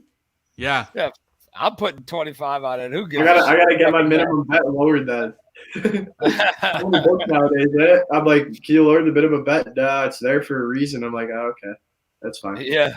Well, Jason, why don't you tell everybody, everybody in the chat what you got going on, man, where they can find you, where they can follow you, and what you got coming up in the Barroom Network and man. Awesome. Trying to put it. So wait, you want me to put it? Okay, so I'll just say right now. So you can find me on Twitter, Jason Conander. From there, you can actually find all of my stuff. I tweet out links for my articles at CBB Review, tweet out links for the shows we do for Texas Student TV. So you can pretty much find everything through my Twitter. That's at Jason Conander. That, and then my mom's Twitter at Peggy Kaczynski is where you can find the majority of the podcast stuff. We don't have a Twitter account for a podcast, but You can obviously catch our podcast on SoundCloud and Podbean, Google Play, Spotify, literally anywhere you want to watch it. And when my mom watches it, she's going to be so proud of me for rattling off all of those different podcasting, all the different podcasting places. And obviously you can listen to us on the Barroom Network. So, but I don't really control where the podcast goes. And so if I forgot something, that's on me. But the bottom line is you can find the podcast on my Twitter, my mom's Twitter. You can find all my writing stuff, all of my student television stuff, all through my Twitter. Thank you guys for having me out. Had a good time. Something that you can bring home, and Sammy Watkins can have the game of his life. I'm going to do it. I'm going to do it today. 100% I'm going to do it. But thanks for joining us, dude. We appreciate everything you bring, man.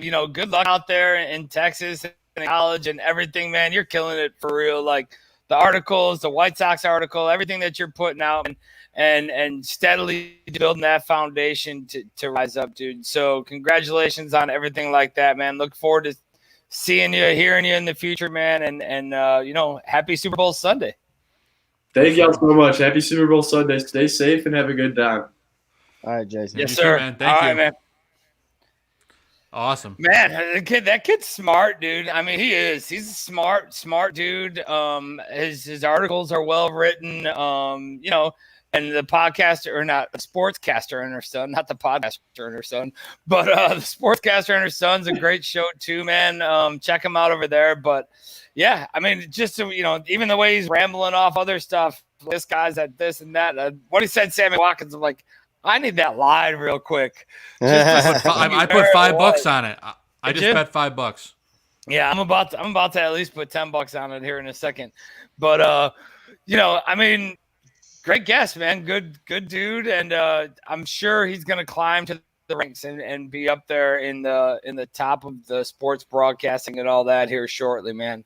Our next guest, the next one we got in the house, is he's no shit, brother Gaines. Yeah, he's a familiar face in the bar room, Mr. Tyler Ellis, aka the Gaines Report. Big Gaines, what up, dude? How you doing? You're on mute. You're on mute. Oh, he was yelling too. That's what Barfly Tailgate show. What up, though? You know what I'm saying? We're on mute until the last moment, right? We're trying to stay professional here. But Bobby, Badge, AC, y'all was getting me hyped. Joey Mandel, come on, man. What's up? What up, gang? Hey, I've been listening. I'm making bets. I'm listening to y'all. I'm like, okay, cool. Yeah, let me do that. Let me do that real quick. I'm about to make a bet on Sammy Watkins right now, so you guys go ahead and kick it for a second and give me a minute. Oh, man. What's up, fellas? Good to see you guys. I've been listening to the show for like the last 30, 40 minutes, man. Y'all had me hyped. The chat room is on fire. Shout out to everybody in the chat room. Man, it's like you wished the only thing that could make this day better if the Bears was playing. Like, it would be a whole different experience if the Bears was playing. That's what we all hope and wish for, but we know it's going to be a good game. For sure. Yeah, I think I'd be too nervous right now if the Bears were playing, man. I don't know if I could be here talking. I'd be fucking pacing and shit. Well, that means we'd be playing against the Chiefs, so we'd be talking about how the hell we're going to stop this offense. I mean, we beat Tampa, though, right? We beat Tampa, though. You see what I'm saying? Like, that's something that not too many teams can say that. Only like four, they lost 4 times this year? 3-4 times this year, maybe? And so, like, I don't. If Mitch was our quarterback, don't get me started. If Mitch was our quarterback, I feel like we would have a chance. Well, let's get your thoughts, Gaines, on all this chatter about Carson Wentz, man. I mean, we talked about it a little bit earlier. Joe, AC, Bobby, and myself gave our thoughts on it. What do you think about a guy like Carson Wentz coming in here? And what, to that point, what are you willing to give up for a guy like Carson Wentz coming in here? Gentlemen, sorry for the delay. Sorry for the pause. Sorry for the dead air. Didn't Carson Wentz pretty much get his job taken? Like, by a raw rookie? Like, no, it doesn't make sense. What would I give up? I would give up a 2026 6th-round draft pick. That's what I would give up. With all due respect, Carson, with all due respect, you said. he hasn't been the same since the dreadful ACL tear. Okay, there's a reasons why he was probably rushed back and all those things. Carson Wentz, the original Carson Wentz, I would have gave up a first round pick. I would give up maybe 2. The Carson Wentz that shredded us, that was like number 1 against the blitz. Carson Wentz, oh yeah, I'll take that guy all day. Carson Wentz, who would pump fake and then like the blitz was coming and still run a gap, I'll take that guy all day. He hasn't been the same person. This Carson Wentz has been respectfully a shell of himself, and there's been some leader. When I hear leadership questions in the locker room from the receivers, where there's smoke, there's fire. Could have changed his scenery, changed all of that? Yes, but Mr. Trubisky had a better season than Carson Wentz. I don't care what you said. Like if you're mad at Mr. Trubisky and you happy about Carson Wentz, then you got something ethical going on with your soul, respectfully. Because respectfully. With all due respect. Because Mr. Trubisky was better than Carson Wentz. Because Mr. Trubisky, as we all know, because people thinking about Mitch like the total package, but Mitch, since he came back, when the game was taken away and he came back, there was a different set of Mitch. Even the Detroit game, right? If it wasn't for that fumble, there was a missed block. We would not have lost that Detroit game if Mitch didn't fumble that ball, but it was because of that missed block. That 4-game stretch right there, Mitch was throwing with some in it. And so at the end of the day, Mitch was on an uptick. I see Carson Wentz on a downtick. That's what the tape says. If the tape truly doesn't lie, we don't want to make it to be something we can't. Can he come in here and learn something new? Sure, why not? I would never cast somebody out. But I'm like, we went from Watson to Wentz. Now we're just picking and choosing. Like Mr. Trubisky, we could get him for peanuts right now. We could get Mr. Trubisky for peanuts and rebuild our both sides of the line of scrimmage. Can Carson Wentz throw the deep ball? Absolutely, Badge. I think Mitch is going to go out there and at least see what he can get in the open market before he. I hope he does. I hope he goes to the Colts. I hope he goes somewhere and tears it up. I mean, I've said it on here before. If he goes to New England or New Orleans or Indy, New England would be dope. I really feel like they would use him to his strengths instead of trying to force him into this Matt Nagy scheme that he never really fit into. They didn't use him to his strengths until Bill Lazor was calling plays. But what is the Matt Nagy scheme? What is that? Like curls and screens.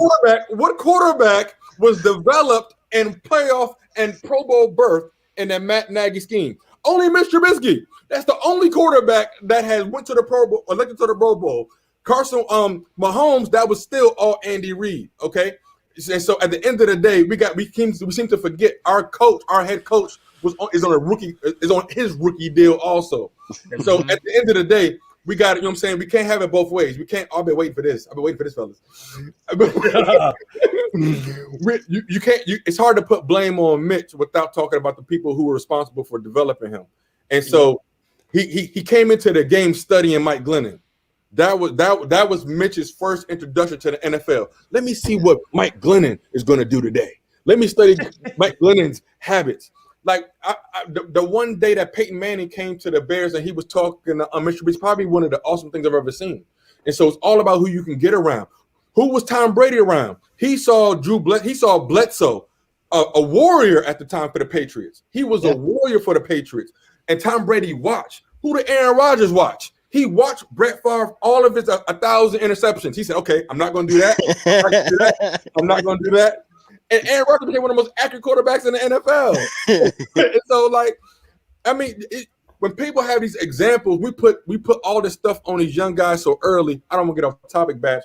I could talk about it all day long. It's Super Bowl. I couldn't wait to join you guys. Y'all was flying heat. I'm happy to see my brothers. But nah, man, stop hating on Mitch.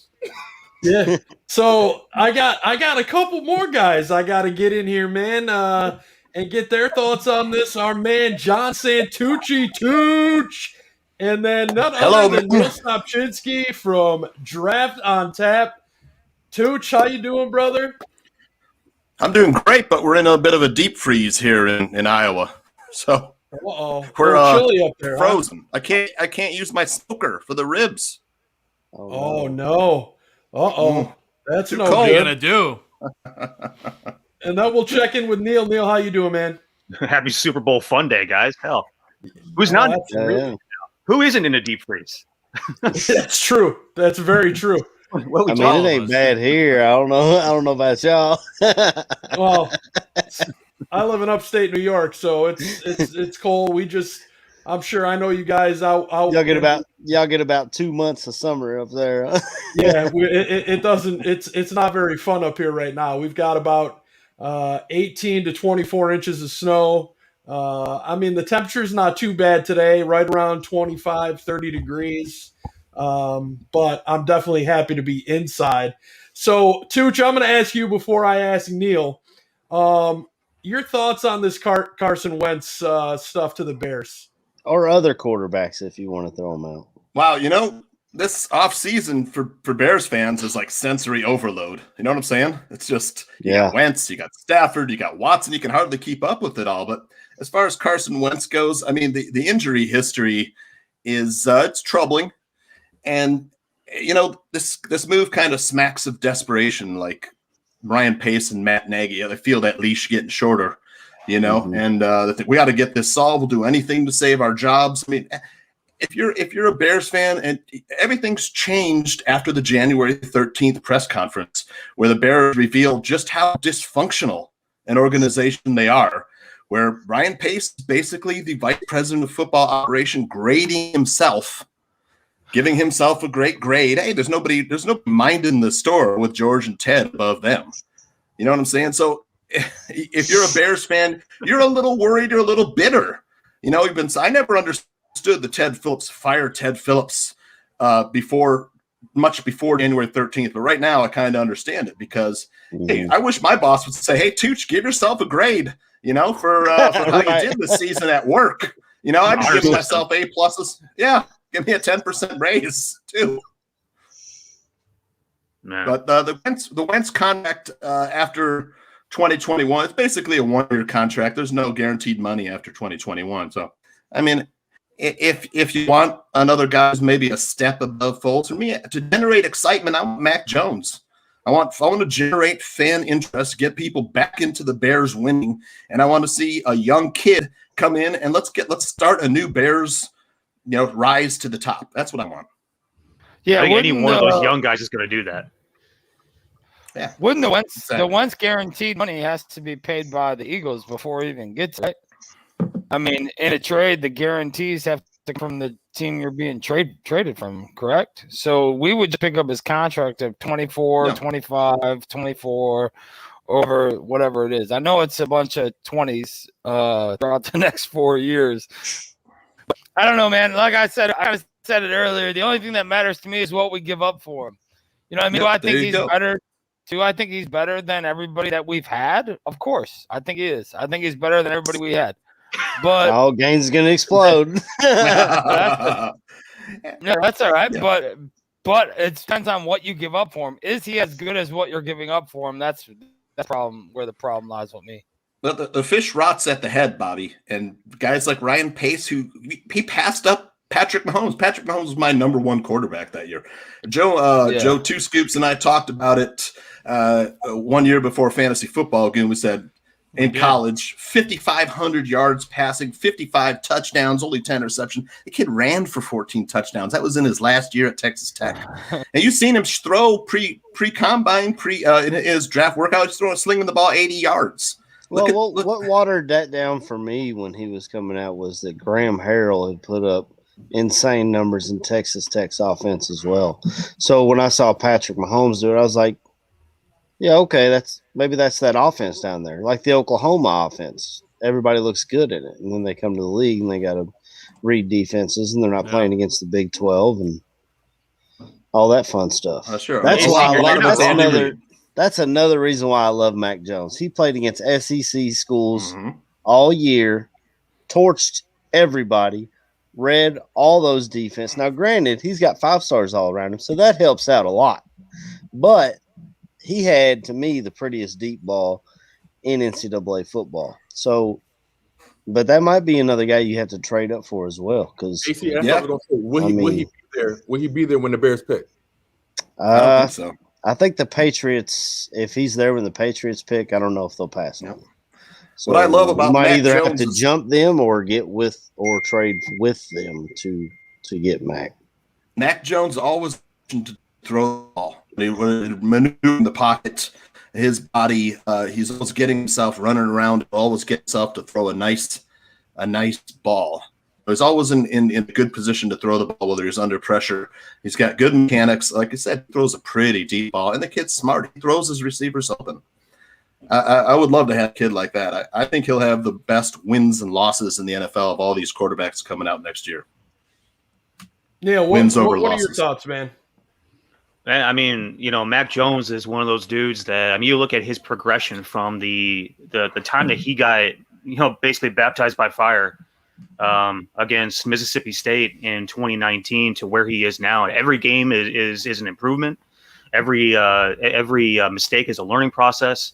And I think when you look at his rise, the trajectory that he's taken since that first time he got thrown into the fire, man, that kid has grown so much. He's gotten so much better. I think his ceiling is even higher than some of these other guys that do have legitimate superstar potential. Talking about Trey Lance or Justin Fields or one of those other guys.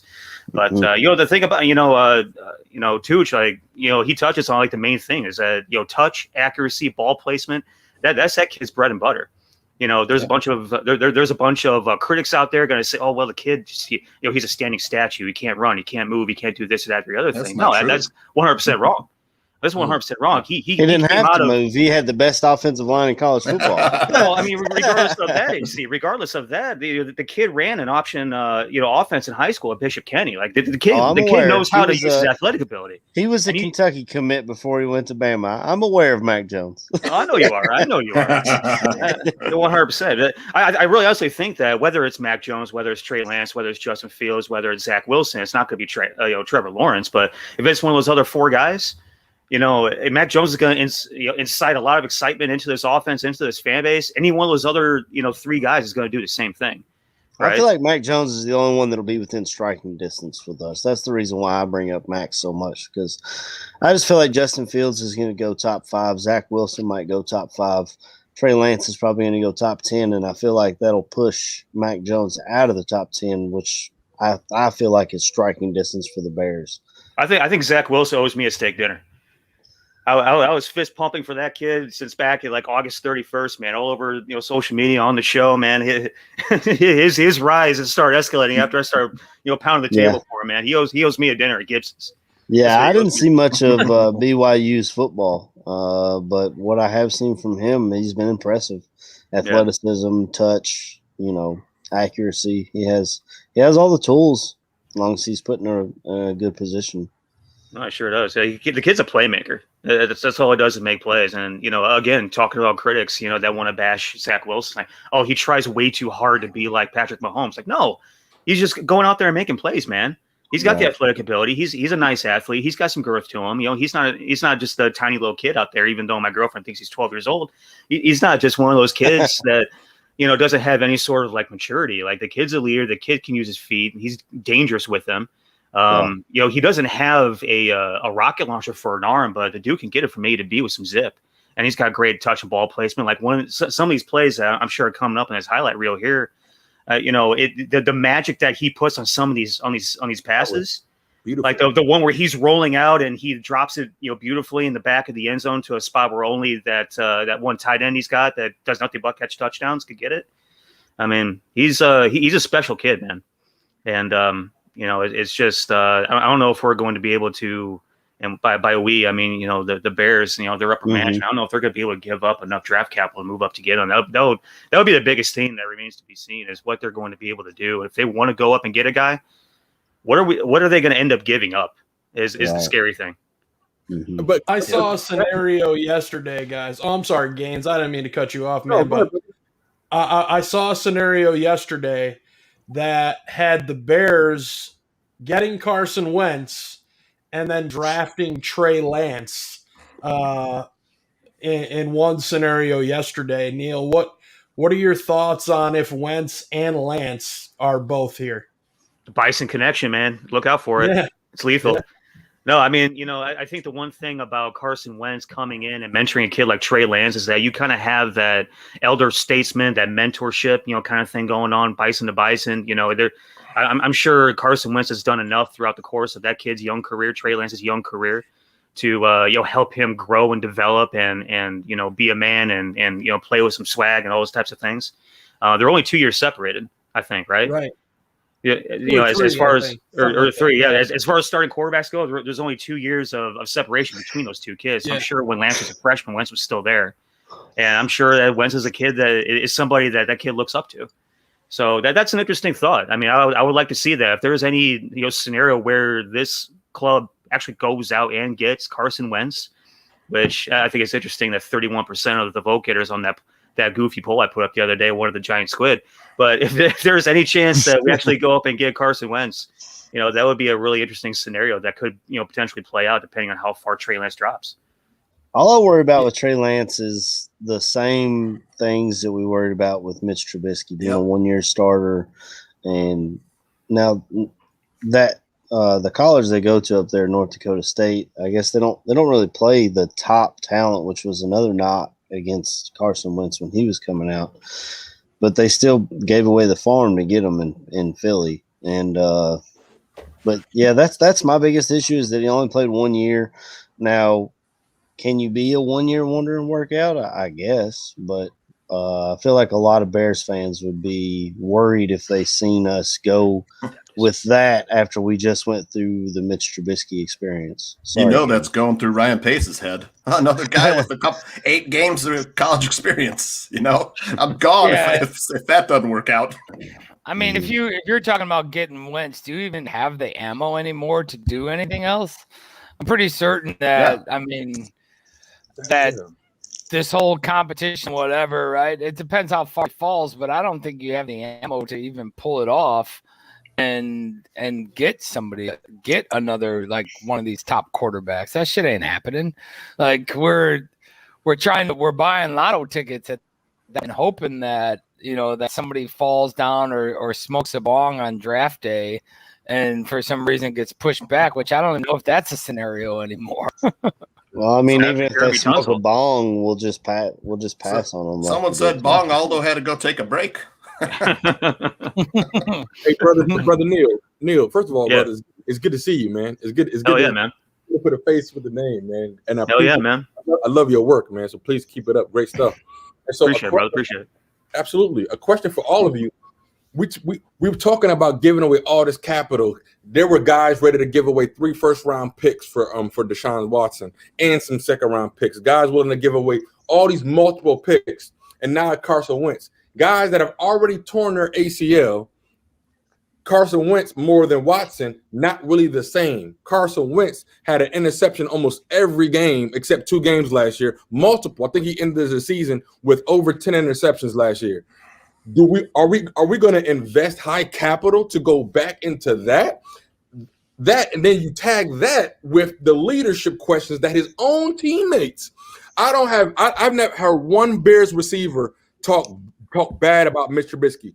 Like that's in terms true. of not one Bears receiver, Allen Robinson would have been sounded off. Like not one Bears person has said one thing about Mitch Trubisky's leadership, but yet all these other guys, Alshon Jeffrey, every guy, they thought the green was sweeter on the other side. Immediately the next year of the Super Bowl, he's no leader. He's by himself. I'm not opposed to getting Carson Wentz because he does have talent. He can throw to the open receiver. If you give Carson Wentz a line, he can throw to the open person. That's how you win football games. Move the chain. So I'm for that. Giving up some high quality picks for a guy that's clearly on the downside. Like when I say downside, I mean he's on a part where he has to prove himself because he just lost his job pretty much, but he mostly lost his team. You have NFL team that's going to take advantage of the Chicago Bears, who's used to giving up picks. They're going to take advantage of us, and we're going to give up stuff. AC got me excited about Mac Jones. So if we're going to give up stuff, why not invest it to somebody who can really be developed? Because also, real quick, and I want to hear what you guys got to say. If we're going to invest capital and salary, or just capital? Because when you draft up for a rookie, you also have the beautiful pleasure of a rookie deal for the next 4 years, which allows you to spend money in other places. Yep. Also, that rookie is healthy. So far, I'm hearing about these guys that got these ACL tears. We don't protect that well in Chicago, guys. I know we're getting better, but why do we want to even play with that type of destiny? So how much capital would it take to get some of these Bison guys that you're talking about that I'm going to do more research on, because now I'm excited about any quarterback. That last pass that I saw from Wilson, that was a beautiful underthrow. That was a beautiful underthrow while looking to the sideline. That was awesome. So that's somebody who can help the Bears take advantage. I also want the Bears to be able to take over the division, somebody who can lead them, throw to the open person, but without hurting the team in the long run. What you think, Neil? Man, if we're going to take a bunch of capital and throw it towards somebody, I hope is to move up in the draft and take one of these 5 young guys. Yep. That's been my stance since August. And I don't, unless maybe it's Derek Carr, I don't see a situation where we take a dude that's already been playing in the league or is already on the outs where he's at currently, and we take a bunch of capital and invest in going up and getting one of those guys. I think if we're going to invest a bunch of capital in a trade, it's got to move up in the draft and get one of these young guys and just see where it goes from there. I want to invest in a young dude that's fresh, that's coming in, that's got a bunch to prove, that's hungry, and let's just pray to God we figure out a way to get an offensive line from and not to get him hurt. Right, and I think the biggest thing that Gaines touched on was you're getting a quarterback on their rookie deal, so you can still afford to pay Khalil Mack. You can still afford to pay Kyle Fuller when the large chunks of his contract comes up. You can afford maybe to go and talk Allen Robinson into sticking around. I stole and giving this guy some weapons and draft some offensive linemen. Now, the O-line started off horrible. Bobby, I don't know if you got the stats queued up. You were talking to us in the group chat about yesterday, but they got better as the season progressed, and we finally found somewhat an offensive line after shuffling people around that kind of worked for us with Mustapher in the middle, Whitehair and Bars outside of him. Leno, I know he gets crapped on a lot, but he's been average, which to me, you can win with that in the NFL. Right tackle, I feel like, is a place we're going to have to upgrade. Bobby Massey's getting up there in age, and what his contract is, he's not worth paying that anymore for probably at best a backup right tackle. So if we can, in the perfect world, Mac Jones would fall in our lap at 20, and then second round we could grab a tackle. I don't know if that's gonna happen. So we might have to give up that second to move up in the first, or potentially give up our first. I don't even think we go into the draft with the first round pick. I think that thing's long gone by damn March. I'm supposed to be the negative Nancy. By 0-1 on March 17th. I think our first round pick is gone already. For who, Bobby? For who, brother? For who? I think they're going to make the move, man. If they don't put it all in for Watson, you really think that these two are going to put the rest of their GM and their head coaching careers on the line for a rookie and rebuild? Not a rebuild, but a damn, to grab somebody at 20 is ridiculous to me. That I think that they're going to make a move for Wentz, going to sell the Wentz thing, or they're going to wait it out and pull the Watson thing and giving up all kinds of shit in the future. I'm not okay with the fucking Wentz thing. It depends what we pay for him. I'm okay if we keep our first, but depending on what we pay for Wentz is questionable. Trubisky being back here, I think, is a hard reach for anybody to believe. He's the only way Trubisky stays with this team, and I seen somebody in the chat say that he's should be the one. The only way that this dude stays with the team is him being franchised, and we ain't paying that shit for him. There's no fucking way. So in order to, go in there or to have a shot at anything, and this GM and coach, I think they're going to move Wentz or they're going to wait it out on Watson. And that take our first from both of them. Bobby, that's crazy, right? Bobby, does that seem crazy to you, bro? Watson, yeah, I'll take the shot with Watson. Cool. Watson has a lot of talent, and Watson is a fighter. I can see that. What did Ozzie Newsome do on his way out the door? He drafted freaking Lamar Jackson in the end of the first round. That's a GM willing to think about his team even when he's leaving. What do these guys care about the people that's going to be here after they leave? Why would you give up so much cap? Why would you hurt the team by getting damaged goods? It's not like these guys. Carson Wentz isn't even the same person that he was 2 years ago.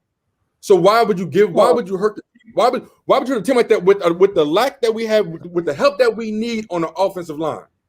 Yeah, but look, we can't turn around and say that Wentz is horrible because of what happened last year, and then put a blanket over Trubisky for saying that his whole line was crap at the beginning. We can't do both in the same. You know what I'm saying? Like Wentz. Yeah, go ahead, Bobby. Go ahead. And I'm not even all for Wentz. Like, don't get me wrong. I'm just playing devil's advocate here. When Wentz had nothing, he was nothing. When Wentz when all of Wentz's pieces fell out, he was garbage. Agreed. But we can't say that Trubisky's awesome, and it's only because all of his pieces fell out. Like, it's got to be one. They got to be one and the same. I won't play that either way for Mitch. My thing with Mitch has always been his own decision making. I can put accountability to Mitch. Like, Mitch, what are you doing, bro? The guy's open, throw him the ball. Why are you throwing to somebody who's triple covered when the underneath is wide open? That's I like Wentz because what Wentz can do against the blitz. You can't receivers. We forget about all the drops. And I've watched Eagles games. I watched Eagle games, and I watched these games. So when guys drop the ball, that goes back onto the quarterback. A lot of those interceptions on half of the interceptions for Wentz, the receivers, the bobble. I hate it. They should change that rule. It's not by definition, it's not an interception if it's tipped. So it shouldn't go against the quarterback. And so the stats get inflated, but I'm talking about, can a guy execute? My thing is this: can Nagy coach these guys? That's what this is what my concern is. It's not about the person. These guys could be good. Send any of these guys to the Patriots, bro, and they win a Super Bowl. My concern is Coach Nagy, a guy who I respect. He's a good man. He's a good man. He can motivate me. He's a player's coach. He's a player's coach. Can he paint a vision for guys to execute on game day? I feel like I know he's probably not going to do it out of the gate. But our best offensive success is when Bill Lazor was calling the plays, and what Nagy had to do was watch the clock. You know what I'm saying? Make sure we're not calling timeouts for delay of games. Remember, during that stretch, we did really well with clock management. It's like he gets in his own head while he's trying to look at the play sheet, and he's not paying attention to what's going on in the field, what the clock's at. You know, is Wims out here boxing somebody? Is Anthony Miller trying to leg sweep or what's going? But he's all in his play sheet. So when that changed, the offense did better, and the team as a whole did better. Yeah, I agree, man. I think Nagy needs to let some of it go, right? And Tooch, sorry, man. But I think Nagy needs to let some of it go, and you know, let Lazor run with it and do the coaching thing instead of trying to do them both. What's up, Tooch? Got me. The Bears are in a tough spot. You know, I mean, they don't have Trubisky under contract, so that hasn't worked out. A change of scenery is probably best for the kid. He's probably better in a West Coast offense where he can, you know, take advantage of his legs and throwing on the run. He's not a fit for Nagy's system. You talk about do people familiar with Nagy? I'm not sure anybody's familiar with Nagy's system because I don't know what it is. I'm sorry. The play calling, he doesn't set plays up, you know, with formations and looks. You know, you got to set the plays up so the defense, you know, one time you're running I formation or pro set, next minute he's running empty, you know, with 1 yard to go, you know, and then all these trick plays, the gadget plays. I mean, can Nagy scheme guys open? Yes. But he's not a good play caller to manage during the game. He doesn't stack plays well. Like Aaron, he doesn't stack his plays, doesn't set up his plays. Yeah. Like Aaron said, it's best if he's a head coach and he can manage the clock, he can manage the players, he can manage everything that's going on. It's just he doesn't do that. He's addicted to play calling. He's like a guy that wants to control everything in Madden. You know, he loves calling plays. He can't give it up. You know, and now as far as these quarterbacks, if I'm the Houston Texans, I'm doing everything to sit down with Deshaun Watson. I'm saying, look, stay here. I'm going to build a team around Deshaun Watson, I think, will be the last piece to move this offseason. Why would you ever let this kid go away? Exactly. Get away. Why would you let him get away? Now, Wentz is difficult to evaluate. He had a horrible line. He didn't have any good receivers. A lot of guys were injured. This year, he was throwing the ball 5 to 7 yards for most of his passes. He didn't have time to throw deep. He's running for his life. He, like you said, Jalen Hurts is probably their future. They're going to get rid of him. Are we in the business of recycling quarterbacks? Because that doesn't generate fan excitement. Stale bread is still stale bread, no matter if you toast it or make a grilled cheese out of it. You know what I'm saying? It's just I'm all for starting new, but I'm just not sure Matt Nagy's the coach that can develop a quarterback, and that's just me. That's the worry, because what if these guys come here and Nagy messes them up? That's going to suck. There you go. But also, this is where it sucks for the Bears fans, because what if Nagy's not involved in the play calling or whatever? Bill Lazor makes him look good, and now we extend Nagy. Now we extend him off of what somebody else's merit. Then Nagy goes back to it. What we should all want is longevity success. We want a Super Bowl. Do we want a Super Bowl, or do we want to be good for a long amount of time? I want everything to work out. Nagy just gets it all together. He allows Bill Lazor, and then how can we get a real evaluation? Nagy's never been able to draft his guy, right? Is this the year that he gets to do it? This is the year. Draft your guy. Let's see what you got. Okay, go all in. Which quarterback do you all think about? Ryan Pace, your scouting department. This is for the GM too. Your scouting department. It's for you guys to get it right.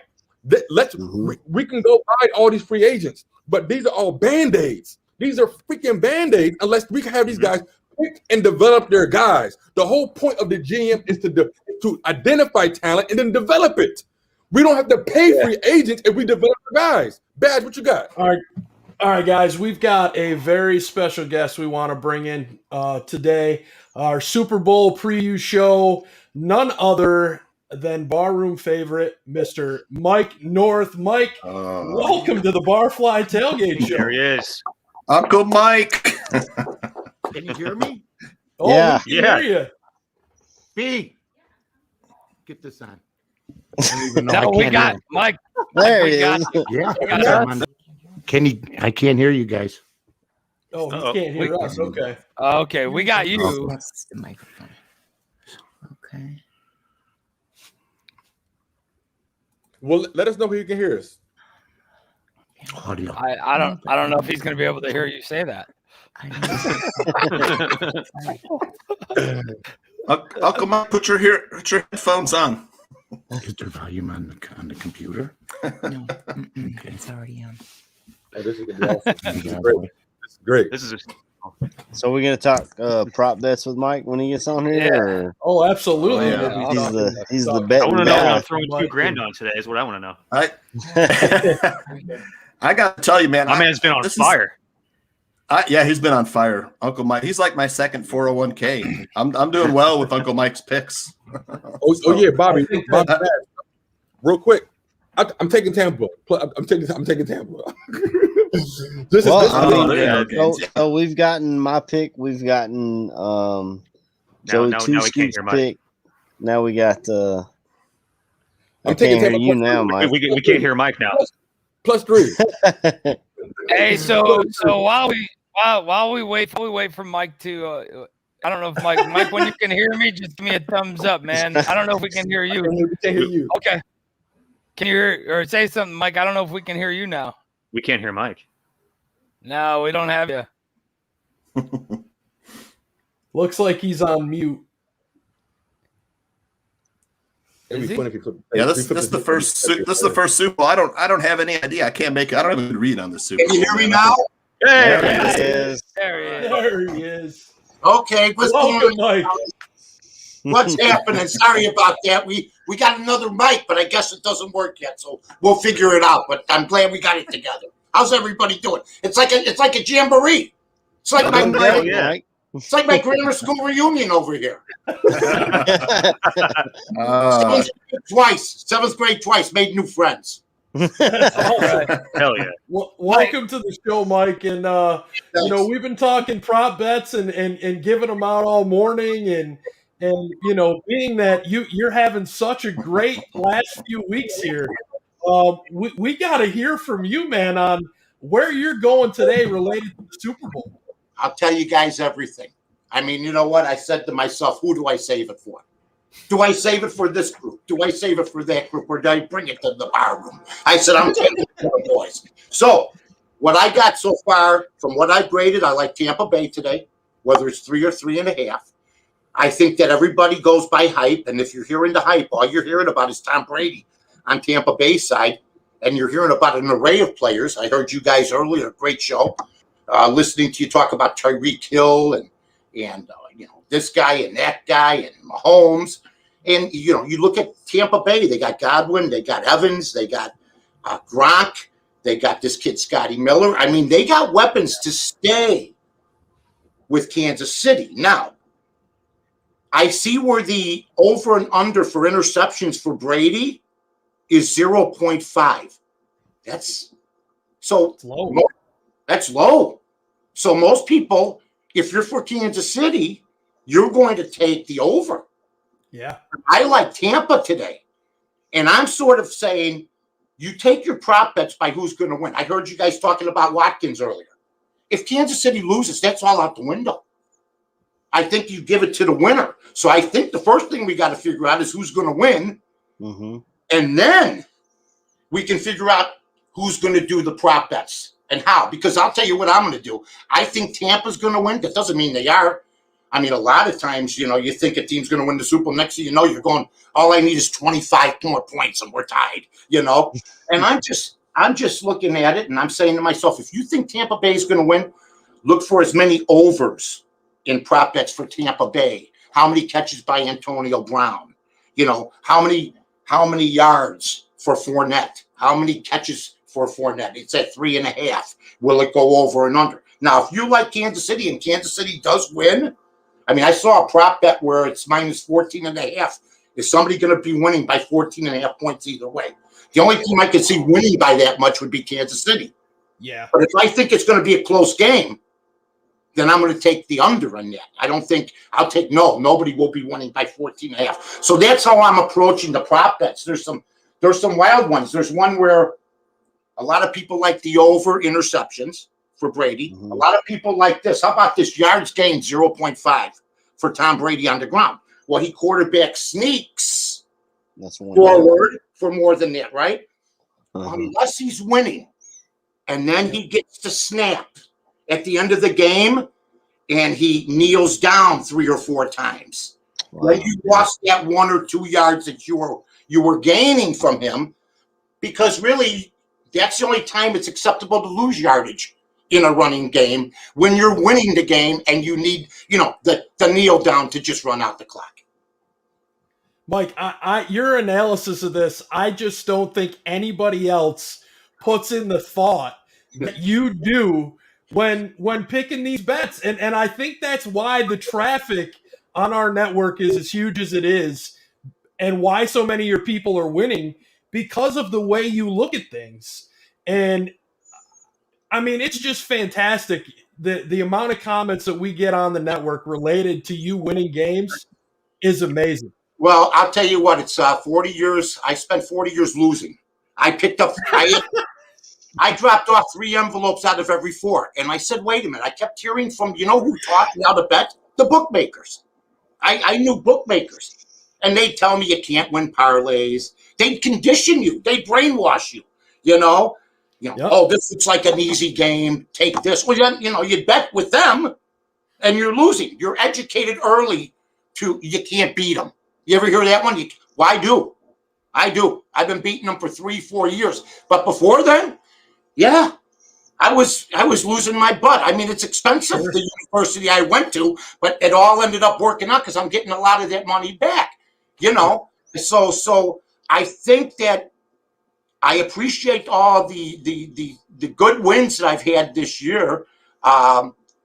And it's been a year where the underdog has come in. Maybe that's had something to do with it, because there's nobody in the stands. I took Tampa Bay last week against 2 weeks ago against Green Bay, because I knew 2 things. When Green Bay They love playing at home, those guys, so they can jump in the stands and get patted down by 50 people, and then they go back out. If they jumped in the stands, there'd be nobody there. There was no home field advantage. And I really believe this, guys, having played sports and playing baseball, football, if you knew there was somebody better than you across the way, it didn't matter if you were favored. In your head, do you think you're favored? Did Aaron Rodgers, when he came running out on that field, the greatest stat stuffer this side of this generation, when he ran out in the field and went, I'm at home, and then he looked and saw Tom Brady, did he really think he was the favorite? I mean, seriously, I told everybody, I can't believe I'm getting points. And I'll tell you this, if Green Bay was playing Kansas City today, I would take Kansas City in a heartbeat. Different story with the guy being there for the other team. Definitely. Mike, I got a question for you. I know all the, Hey, Johnny, what's up, buddy? What's happening? How are you? I know all the bets that you put out for the people and for us to listen to and go off of. But do you ever take any wild ones on your own you don't tell us about, like ones where you're like, hey, screw it, I'm gonna do this? And I know it's more of a system for you, but is it ever fun for you to do something like that? Well, when you're doing it on ESPN 1000 on Friday and Saturday, when you're doing it on Bears Barroom on Wednesdays with Aldo, when you're doing it on a place I just signed with Win Daily, where I'm now 4-3, the pressure's on you to perform because I'm getting like from Win Daily, I'm getting a good check to do it, and same from ESPN and from Bears Barroom. I have interest in the show, so you got to be right. But I make bets that I don't give the people, and I do okay, but I don't say, hey, I won. The guys I love are the guys that will put down 7 out of 8 last night. They'll have the check marks with the 1X. Right. Well, where are the picks you made? Where are the picks? It's like me the next day, just typing them up and then putting check marks down, So it's good to be documented. It really is, and it helps the franchise as far as everything. And Bears Barroom's been great. Aldo's been great. We've had a lot of fun, and I woke up this morning. I mean, I'm just praying to God the Bears don't do what I think they're about to do, and we can talk about that in another day. But I mean, this will be Cutler revisited, only worse, and it's gonna be just a nightmare if this happens. So we'll see what happens. Yeah, I wanted to. I've already got my Wentz jersey on, Mike. What are you talking about? I already got my Wentz jersey on. Big 11 over here. Let me tell you guys something. I remember last year I was telling Aldo and I was telling Carmen DeFalco and anybody who listened, Foles stinks. I don't care what he did 3 years before. He stinks. You know why? Because I bet a few of his games last year. I bet a game he was benched with Jacksonville the year before, midway through the game. Benched. He was that bad, and they were paying him $88 million. Okay. Well, that dust is cleared. Now we're bringing this guy in. Last year, and I know a guy named Artie Clear that's a broadcaster in Philadelphia. I talked to him about 2 weeks ago. He says to me, the guy's gun shy, throws off his back foot, and he's not coachable. And they couldn't wait to go to the other guy. So if you invest that kind of money in a guy, that kind of draft pick, is anybody asking why they want to get rid of him so bad? And who are we? Are we going to be the suckers again? Come on. I can't believe we pick up other people's trash. I mean, let's go 1 more year. I'll tell you what, Nagy's taking a chance because Nagy is going to put all his eggs next year's basket. And you got a new guy coming in who doesn't have the scrambling ability, that can't get away from the pocket. The running game won't be as good because Wentz will be more predictable. Mitch could at least run. You got more diversity. The offensive line got better because you have a mobile quarterback a little bit. I mean, so this is going to be a nightmare, guys. And I will already make this announcement on this show. The Bears aren't going to make the playoffs if they make this trade. I'll tell you that right now because it's the locker room. They love Mitch. They love him. And they already went through this. Do they want to go through this again? Does Mac want to go through this again? With another Eagle? Yeah. I mean, seriously, guys, if you're on this team, you're going, man, we're bringing in another guy for the quarterbacks that's 29-1 for us? And he already overcame one guy. Now we're bringing in another guy for more money. We're going to screw up our cap, get rid of draft picks. Pray to God it doesn't happen. Well, Mike North on here spitting facts, man. He's got the history. He knows the history. Oh, I remember they said Moses Marino's going to be the next big thing. Caleb Haney, Jonathan Quinn. I can go on. Vince Evans. I mean, I get dizzy. My childhood has been filled with snow blizzards and a new Bear quarterback every year. That's it. Yeah. It was supposed to be great. I'll be the first to admit. We got BTSD, the Bears traumatic stress. Oh, I mean, my God, it's unbelievable, guys. And they're going to try to sell. I want to see. I don't think the media, who just coddled Cutler for his 1 or 2 wins against Green Bay out of 14, 15 starts. Mitch is 1-4, and we want to walk him to the guillotine. We had to watch Cutler not beat Green Bay at all, hardly in his career. But it's just amazing to me that I'm hearing a different quarterback each week, and like Watson now is a forgotten man, and we've moved on to a different guy. Every week it's a different guy. I mean, the Bears are the Hugh Hefner of pro franchises. We got a different girl each week. Mike, do you think Mitch wants to be back here? Well, I think somebody should ask him. I mean, I know why I have trouble getting a Bears fan. If I apply for a Bears pass to go to the press conferences, somehow it gets lost. They don't get convenient. I mean, because they know I will ask this question.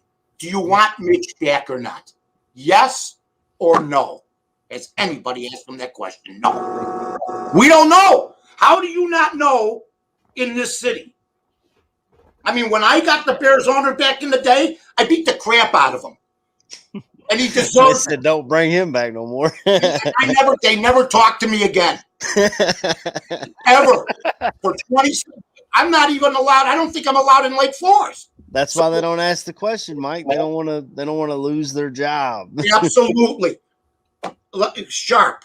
Because these guys, and I like some of them and they're the same people been selling us on Foles. The swamp media in sport, local sports, is as bad as it is in politics. I don't care which side you're on. You can find lies about anybody anywhere. And it's turned into like, hey, can you push our goods, the Bears? Where it used to be, columnists would go, hey, guess what? We don't like what you're doing. But then that columnist you might not hear from 2 years later. You know what I mean? Yeah. Do you think that – oh, I'm sorry, Bobby. I had one more question for Mike before you go. So, Mike, do you think that no matter which quarterback, whether it's Mitch, whether it's Wentz, whether it's Watson, do you think they can succeed here under Matt Nagy? Mitch has. He's 29-21, 63 touchdowns, 33 interceptions. Back in the day, that was a dream for a Bear fan to have a quarterback like that. Now we can't wait to get rid of the guy. He made the God-blessed playoffs this year after being benched by a guy who's a rat, Matt Nagy, who tried to ruin a kid's career, who called the plays the first 2 games of the season for him to fail so he could put Foles back in. And the first mistake he got, which was in game 3, he pulled him. And the rest is history. Here's a coach that sabotaged his own season and the media helped push it for him, Foles. And everybody's got egg on their face. Yet I got to keep explaining to people why Mitch should be the quarterback. Isn't it up to everybody else to tell me I was right? And to tell me why somebody else should quarterback besides Mitch? He made the playoffs, for God's sake. And the team, I'm telling you guys, it's about the locker room here. If they screw Mitch again, Nagy will not be back the year after next. Will not be back. And you're going to let these guys make the same decisions. Right. Again. Pick it again? And that's like having a guy scout out locations for a restaurant for you, and he scouts them out, and your first 2 restaurants are failures, and you go, can you do it again for me? Can you stop? Since I failed the first 2 times, can you please find me another location that's going to fail? That's the Bears. Yeah, exactly, Mike. And in honor of all your bets and you leading the way and letting us know what's going on over here on the Barfly show today, we're doing a prop bet Super Bowl Sunday thing where we just give you a random prop bet. You give us the answer. If you're correct, the Barroom's going to donate $25 to the Allen Robinson Within Reach Foundation. If you're wrong, we'll find somebody else who could be right so that we can continue to donate. But you're wrong. If you're wrong, we'll put it on your record, Mike. I hate it, man. Now, Mike, the other day I was walking down the street and 4 guys were coming towards me. I put my head on this way and started limping, and they stayed away from me. He stayed away from me. Like this one, I had like this. I was prey, but that's okay. Okay, so what's the problem, Mike? Here, this one's more along the line. So, will the first touchdown of the game come off a run or a pass? No music, huh? Hold on. Okay. In honor of Alex Trebek, I'd like to just say I believe it'll be a running play. Could be hey, and can we bring back the naked bootleg? Whatever happened? To fake the handoff, you don't even tell the team. You just say you're going to give it to the running back, go right, and you fake it, and you go left, and nobody's around. Let's bring that back.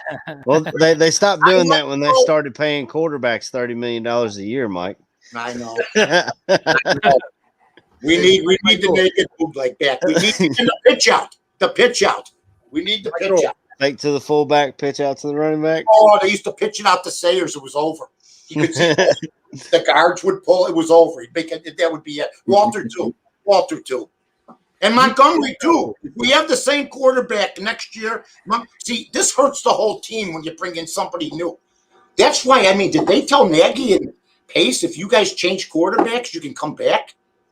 Yeah, I'm guessing they put them on a one year leash, so they were like, "You better do something." The devil you know, the devil you know is better than the devil you don't know, man. Come on, hey, Mike. I said the exact same thing 2 weeks ago on the Tailgate show. The devil you know is better than the devil you don't. And grass is green around the other side. Until you get to the other side. Come on. And you know what's the worst? How about if Wentz comes in, they don't make the playoffs, he goes 5-11, and Mitch is with Washington or something, and they go 11-5. How are we gonna feel that? How about if he goes to New England and they make the playoffs? Because that's all they were missing was him. Because he's been saying that all year, Mike. New England or New Orleans? How about it? I mean, seriously. It's nuts. Say it for the guy in the back. Say it for the guy in the back. They ain't hearing you, Mike. Say it for the guy in the back, Mike. Say it for the guy in the back. Everybody after I've been going crazy with this thing. I lose my mind every day. I wake up one day. Bears may go after Newton. I wake up the next day. Bears may go after Bridgewater. I go like that. Bears may go after Fitzpatrick. I wake up the next day. Bears may go after Foles, which they did. Bears may go after Wentz. Bears may go after Darnold. I mean, enough. We got Mitch. Leave it alone. 1 year. But Mike, Mike. But what's your thoughts? What's your thoughts, brother? Because the fact of the matter is, every time they do that, the media plays all those players' best 2-game highlights, and so you think that person is so much better than Mr. Trubisky. So, oh my gosh, they must be better. So, Mike, what do you say to the Bears fan base that wants to play musical chairs with their loyalty and emotions because they can't blame Nagy because Nagy's guaranteed to stay? So you got to blame somebody, so it might as well be Mitch. What do you say to those, not idiots, but our fellow Bear friends family? Respectfully. I mean, you know what? They didn't blame the third lieutenant for the Titanic disaster. That's Nagy. Nagy's the captain going, it was the guy in the crow's nest. He didn't see it right, or something. Like they're blaming everybody else. Yeah. The captain of the team is Nagy. He sabotaged this season. Nobody else did. And when you say, well, Foles brought him back against Atlanta, there were 6 quarterbacks that came back against Atlanta this year. Their defense sucked. in the second half. So maybe because Mitch did it the week before. That's when I knew the media and Nagy were in on this together, along with Pace and the Bears organization. The swamp media of Chicago, they know who they are. Believe me, every time I see them, like if I see them, I go, "How you doing, so-and-so?" There's a big S on their face. Swamp. There's just a swamp that I can see that they can't. Okay? So I've been dealing with some of these guys for 30 years. They're beholden to the Bears. They get their checks from the Bears. Or they get their, an extra cheeseburger in the press room line or something like that.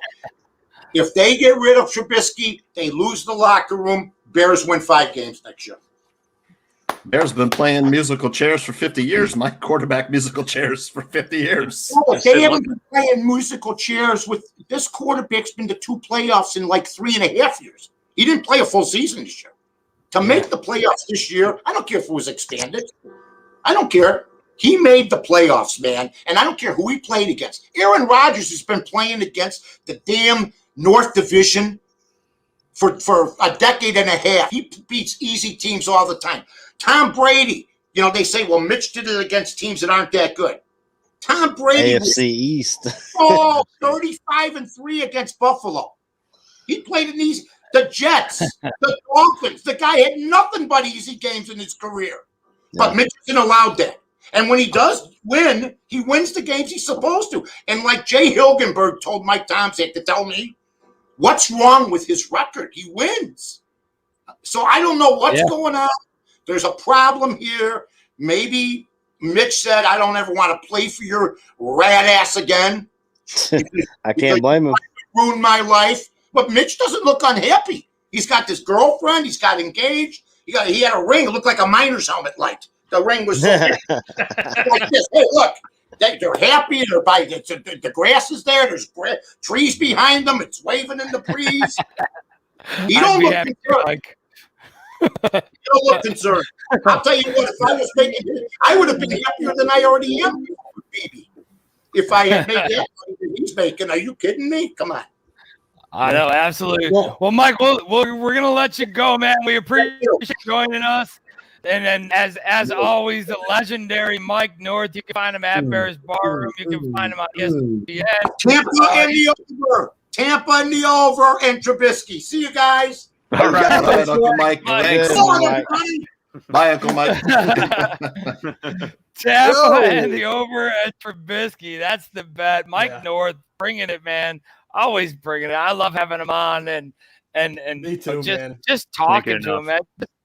Yeah, just talking to him makes you get a little pumped up and ready to go. And another dude. We're just gonna go from left to right. We're gonna right into it. Another dude who first, let me say Mike North reminds me of Joey Knish from Rounders. Just grinded, man. He's the grinder. I don't know if you guys seen it, but he's the grinder. But another dude that keeps us pumped up and going is Mr. John Buffone. Look at this guy. He's got people running through walls and ready to go. John, what's up, brother? How you doing, man? Great, fellas. I am excited to be here. I was listening to Mike North. I mean, he wants to bring back the naked bootleg. Hell, let's bring back the wing tee while we're at it. Let's bring back the wishbone. Let's hand it off to the fullback 10 times a game. So, let's see if we can do a blast from the past. I'm wearing my Rick Meyer jersey today because I figured a topic of conversation might be bad trades for quarterbacks. So I figured it would be appropriate for me to wear a Rick Meyer jersey on the show. But I'm excited just to talk a little bit of football on this Super Sunday. I gotta say, I probably agree with Uncle Mike when it comes to some of his bets he was throwing out there. But I'm not the betting guy. I'm the guy who just foams at the mouth. So let's get into it. Well, I mean, since you opened the door there, what do you think about the Carson Wentz news? Or we've talked about Watson, we've talked about draft picks. What would John Buffone, the GM, do if he was in Ryan Pace's shoes? Because the Bears have never gotten it right in the draft, there's always going to be this schism of whether people like a trade or not like a trade. So we're talking about a guy in his mid to late 20s, Carson Wentz, who is a little disgruntled, has shown great potential, and wants out of his current situation because he doesn't get along with the current franchise. Does that sound familiar to anybody? Did we not do this 10? Did we not do this 10 years ago with a disgruntled quarterback that showed a lot of potential, and the Bears sent multiple first-round picks to bring him? Sounds a lot like our guy Jay Cutler. But when you look down at all this, unless you go out and you get Deshaun Watson, and even then, maybe not, because what you have to give up is going to piss a lot of people off. But no matter what the Bears do, if they go out and they make a trade or whatever they try to do, there's going to be a big division in the fan base, because if they go out and they get Deshaun Watson, well, then they gave up their entire future and he can't play all 22 positions. If they go out and they get Carson Wentz, they're going to go back and talk about his terrible season last year and how he didn't get along with the Eagles organization. And if things don't go right, he's going to be an attitude problem. If they go out and they get Jameis Winston not for free, but without having to trade for him, then it's the look at the 30-30 guy, the 30 touchdowns and 30 interceptions. If they go out and they get Jimmy G, they say, well, Shanahan couldn't get much out of him. How is Matt Nagy going to do that? So no matter, name your guy, like name whatever guy you want. There is going to be a huge butt of ideology, I guess, for lack of a better term, between Bears fans, and there's really no way that we know if any of these guys are going to work out. But I think the one thing that Bears fans can unite around is the lack of confidence in the head coach and in the GM to get the right. Not only there's a lack of confidence just to get the right guy in general, and then there's a lack of confidence to actually make that guy successful, because they haven't shown that they've been able, first of all, to pick the quarterback. You can go back to Mike Glennon, you can say Trubisky, you can say Nick Foles, and then the lack to develop those guys. When you talk about Trubisky, they didn't do anything to develop him. Matt Nagy brought his system and said, hey, kid, run it. And he couldn't run it. And it took until his seat was so hot, he was jumping out of it. They were going to get all these guys were going to get fired on a 6-game losing streak. It took that for him to change the system around a little bit and let Mitch do some things that he can do well. Mitch isn't coming back. I think that we can agree that ship has sailed. I don't see, unless they strike out on everything and they say, and they can't find a new guy, Mitch is going to be somewhere else. And, God bless him. I hope that he succeeds wherever he goes. But we're going to see a new quarterback in Chicago next year. I don't unless they draft one at number 20 and then Nick Foles is your bridge guy, and that's the chess piece that Matt Nagy and Ryan Pace use to make sure they can get one more year after next year to say, hey, you can't fire us yet. We just drafted this shiny new quarterback and we didn't let him start all year. Give us one more year and we'll show you that we can make it work with this young guy. So I don't know. I think I have never seen an offseason, and there's been plenty of terrible off seasons for the Chicago Bears, but I don't think I've seen one with this amount of uncertainty when it comes to the quarterback position. Even last year, we assumed like early on that they were going to make a move. That the Teddy Bridgewater thing got people excited. Right. They didn't know if they were going to get Winston. They ended up trading for Foles, but we knew Mitch was going to be here. Now, we have no freaking clue. Are they going to sign a free agent? Are they going to draft a guy? We didn't think they were going to draft a quarterback last year, but they might this year. So it could be a free agent. It could be a trade now, because every time there's a guy that could potentially be traded, the Bears are connected to it. So whether it's Sam Darnold or Derek Carr or Carson Wentz, if it's Matt Stafford, you name it, if there's a tradable guy, the Bears are linked to him. So I've never seen this much uncertainty around the position.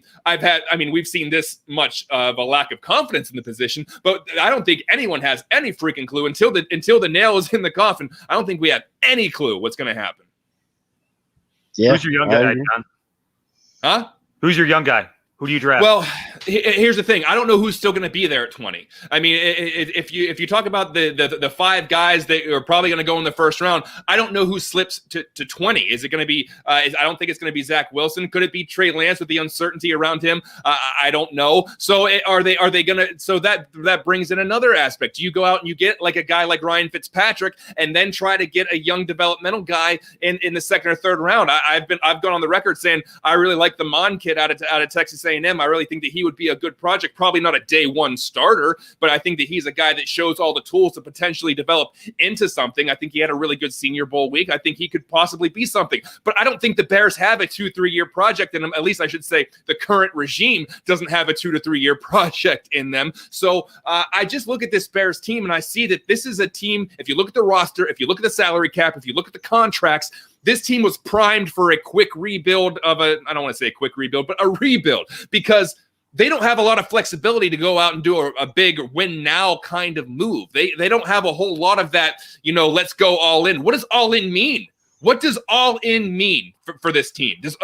I know Ryan Pace and Matt Nagy probably don't care about their 2022 first rounder or their 2023 first rounder because they might not be here. Who cares? Well, so what does all in mean? Does it mean giving 3 first rounders to Deshaun Watson for Deshaun Watson? I still don't think the Bears are going to be the ones that have the best offer for Deshaun Watson if they offer one at all, because they don't have the assets for it. We don't know if they have the assets to get Carson Wentz.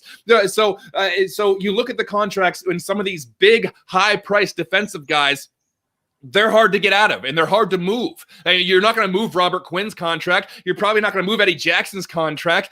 You're probably not going to get rid of Khalil Mack. If you're in win-now mode, you can't scrap contracts anyway, because if you get rid of Akeem Hicks, you get rid of Kyle Fuller, and you get rid of Eddie Jackson, you get rid of Khalil Mack, and you try to, get rid of Robert Quinn, are you really in win-now mode then, or are you in rebuild mode? We have two guys who are fighting for their jobs in Matt Nagy and Ryan Pace.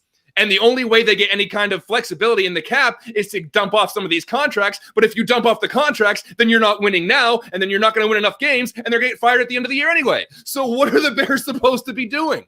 So what is going all in? The only thing they have to move now is some draft capital. And if that's going all in, then we're saying, all right, we got to have full confidence in Matt Nagy and Ryan Pace to go ahead and mortgage some of the draft capital. And then then the Bears are going to be primed for a Super Bowl. So to get back to the original question, I don't even know if that number 1 pick is going to be there. So it's hard to speculate who they should go out and get, because we still have no clue if they are going to have the number 20 pick. Yeah. John, do you even think it matters who comes here as long as fucking Matt Nagy's offense is still – I mean, that's been, I think, the biggest thing that's being overlooked in a lot of these conversations is the fact that you look what they've done with first Mike – well, you can't really count Glennon because that was Fox, but you look what they've done with Mitch. Then you look what they've done with Chase Daniel. Now Nick Foles came in. And I said it earlier. Yeah, he played some of the toughest defenses in the league this year. Oh, my God. Who doesn't? They all fucking stunk is the bottom line in this offense. What is the draw for any single one of these guys to come here? We're not going to possibly have Allen Robinson. So Darnell Mooney is our number 1 receiver at this point. And then who's behind him? Riley Ridley? Thomas Ives? Thomas Ives hasn't played a snap in the NFL. Because damn well Wims and Anthony Miller probably aren't here. We'll grab another 5th round stud at wide receiver. I mean, yes, the draft possibly filled with them, and I know Neil can elaborate on that as well, but what's the draw for any of these guys to come here, John? There's I don't know if there's a draw because the money will talk, but as far as wanting to get production out of these guys, which I think is the more important thing that we're talking about as fans, I don't know, because they went out and they handpicked Nick Foles because he knows the system and he knows how to get the most out of this, and he didn't. And we saw when Mitch tried, and we saw Mitch try to run that system, it didn't work. So when it comes down to it, if Wentz comes in, if they trade for Carson Wentz and he comes in and the offensive line isn't blocking like they should do, like they did last year, or the things aren't setting up around him as far as the receivers go, or they get rid of Jimmy Graham and Cole Kmet doesn't take that next step forward, which I think he will. But if he doesn't, then it's gonna who's left to blame? Honestly, and this is what it comes down to, guys. They're running out of excuses to deflect it from the head coach and the GM as a more broad statement. But it was at first it was the offensive line, and then they didn't have the right running back, so they got rid of Jordan Howard and they brought in Montgomery, and then the tight ends were a disaster, so we have to go out and fix the tight ends. And then it was Helfrich, he was the problem. They do the sweeping thing from we need a new offensive line coach, we need a new offensive coordinator, and then it's like, oh, the defense didn't play well this year, we're bringing in a new defensive coordinator, and we can sweep everything under Matt Nagy, change all of the assistants around, because clearly he didn't have a hand in picking those guys, so he shouldn't shoulder any blame for that. But let's just sweep everything out, be under Matt Nagy. Okay, it's going to be fixed now. It was Mitch, he couldn't figure out the system, and then Foles will look at the offensive line in front of him. At some point, the head coach has to be responsible for this. And I know the fans hold him responsible for it, but I don't know if the organization does, because it's always something. It's always something that's not Matt Nagy's fault. It's always something that's not Ryan Pace's fault. It's all these extenuating circumstances, as if the entire league didn't have to deal with the COVID problem this year, as if the Bears were the only ones who had these obstacles in front of them, and then we are confident that Matt Nagy and Ryan Pace, because of their collaboration, they're going to be just fine because they are leaders. Other than the winning, they're great. Just ask the owner. Just ask the president. Ask the president of the team. Other than winning, this is a culture that everyone's striving for. Is it a winning culture? Don't worry about it. It's a good one, though. So this is what it is. So it starts at eventually we're going to run out of excuses to keep these guys around. And this might be the final act in this, because there's no one left to blame. There's literally no one else to pass the buck to this year. You said you're going to go all in the offseason. It's all about getting the quarterback position right. Then go out and get the quarterback position right. And if it's not right, you're on your way out. And then the Bears might get stuck with no draft picks and a quarterback who probably shouldn't be there next year. This is what my biggest problem was. I love the house fire graphic I see on the screen right now. But I said this from the middle of the season. If they're brought back, and they go out and they bring in their guy again, they go out and get their guy again, and they mortgage their first rounder, or they mortgage a couple of picks or whatever it is, and then they get canned next year, the Bears could get stuck with whatever quarterback, just like Trubisky. Matt Nagy had nothing to do with bringing Trubisky in, and they said, make it work. And so whatever quarterback they bring in this year, and then Matt Nagy and Ryan Pace are gone, they're already telling the new GM and the new head coach, here's the guy, make it work. And even if that guy that we trade for is Deshaun Watson, then you've got a GM and a head coach that comes in and they have no first-round picks for the first 2 to 3 years. That's a real tempting job. So, whenever there's five or six positions. Who are you gonna I was gonna say, who are you gonna bring in, like the hot shot coach? Say, well, you have to use this quarterback, and you don't have any first round picks. We're in salary cap hell. Hey, you're our guy, though. Make it work. If you fix it, you could bring a good culture to the Bears. Guys, don't worry. The culture's good. What else do they want? The culture's great. Everyone's striving for that Chicago Bears culture. Come on. We can't figure out the quarterback. We haven't won any games, but everything else is awesome, man. Come on, perfect. Doesn't matter who quarterback, we're still going to have one good practice. I'll tell you that. Practice is going to be really good. No one practices like the Chicago Bears. All right, hey, let me hop in here real quick and do a little prop stop. For those of you who don't know, we're running prop bets with all the hosts of all the shows, and everybody gets to pick their prop bet, and everybody who's correct, the Barroom is going to donate $25 to the Allen Robinson Within Reach Foundation. So we got about 10 prop bets for everybody joining. I'm going to kick this one over to a guy I haven't heard from in a little while, and that's Mr. John Stanchi.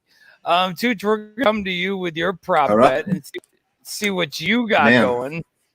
So, Tooch, what color Gatorade, what color liquid will be poured on the winning coach?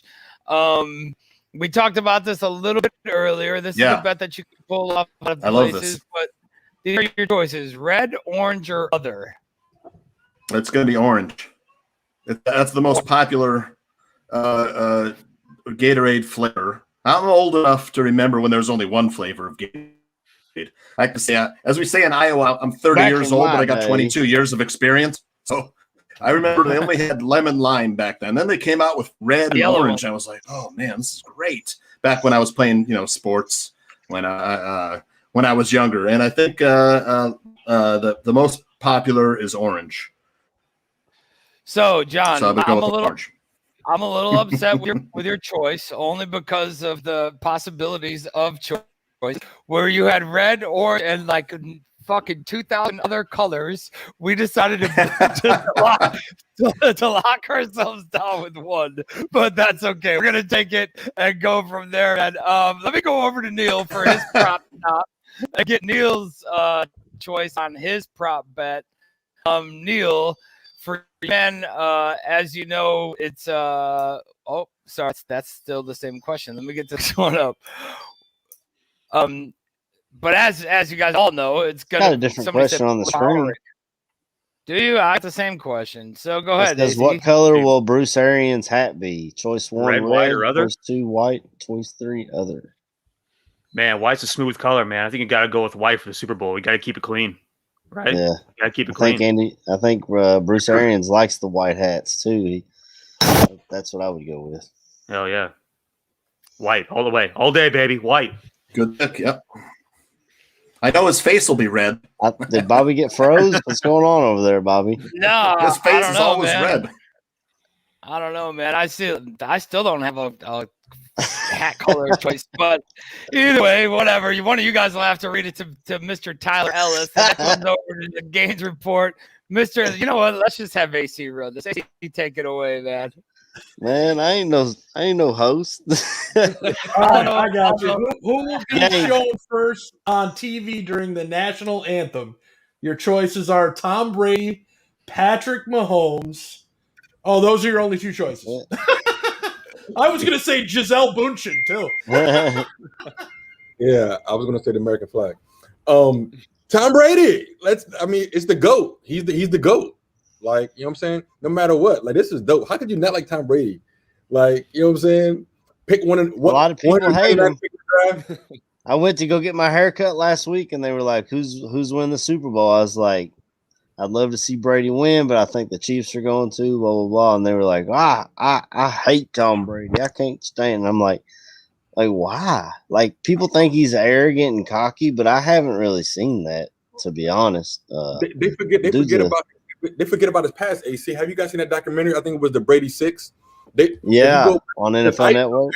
I used to feel some kind of way about him, but when you go back to his original draft profile, they said he will never perform in clutch situations. They said he can't take pressure. They said that he lacks leadership. And when I saw, like, they were saying this, Kelfer and the boys, ESPN, they were saying all these things about what Brady would never do. And I'm like, and then he was picked 199th. And I'm like, he wasn't even a man at Michigan at that point. Wasn't it Drew Hansen, I believe, guys? Was it Hansen? I believe, and so he wasn't even a man then. And so Brady is one of my biggest motivations, just like Rocky and all the other guys, because Brady shows, like, it doesn't matter what the so-called experts say. Like, if you dream it, you can achieve it if you put in the work. And when Brady got to New England and he sat behind Bledsoe, he learned the system. He just learned everything. And so that's why I respect Tom Brady, because it wasn't given to him. He was not a first-round pick. He was not a golden spoon in his mouth. He had to earn his way onto the field. It was because of an injury, but he kept that job because he was getting ready, like Kirk Cousins did in Washington before, when it was all about RG3. Kirk Cousins was picked third round. Kirk Cousins was, as a third string, was in John Gruden's camp, trying to learn how to. When you are benched and you prepare like you're a starter, it's just buy your time. That's why I love Tom Brady as the GOAT, because people see your page 100, but they won't remember your page 1. Tom Brady put in the work. He deserves everything he gets and beyond, and I'm down with Tom Brady. Yeah, absolutely, man. Let me go to Mr. Aaron Curran, the Barfly Tailgate show host. AC, let's get AC on the full screen real quick. And a bunch of other guys. Y'all trying to tell me I talk too damn much? What is this? No, we just love that you're comfortable being on full screen and that you're way too humble to take any of this, and it embarrasses you. So that's why we like to do it. Decided to change the name of the show here just today. Yeah. Down with Big AC. Yeah, you know me. Let's go with AC's prop bet, and hopefully it pops up for me. There we go. How many players will have a passing attempt? Your choices are 2 or 3 more. We're gonna get some trick plays. We're gonna see Tom drop a touchdown pass, or are we gonna see anything crazy this Super Bowl? I'm trying to think, because I know when he was with the Patriots, Edelman was a backup quarterback, so they would let him throw a trick play pass. I don't know if the Chiefs have done that, or I don't know if they have that on the Buccaneers squad either. Man, that's a tough. I'm just gonna go with 2, I guess, because I'm ignorant to the fact whether or not they have guys who have done that or have the ability to do that. I think Jericho threw a touchdown pass this year on a trick play. Yeah, he did. I'm believing that AC just took so long to answer that because he likes himself on full screen. And yeah, that's where he wanted to I'm a be. handsome motherfucker. I don't know what to tell you. I look good doing this shit. All right, our prop stop is almost over. Let's go over to Mr. John Buffone. Buffone 55. What do you got for this prop question coming up? And if you can see it, What read it. color will Patrick Mahomes headband be? Who? Red, black, or other? Well, they're wearing their home reds, aren't they, as far as jerseys go?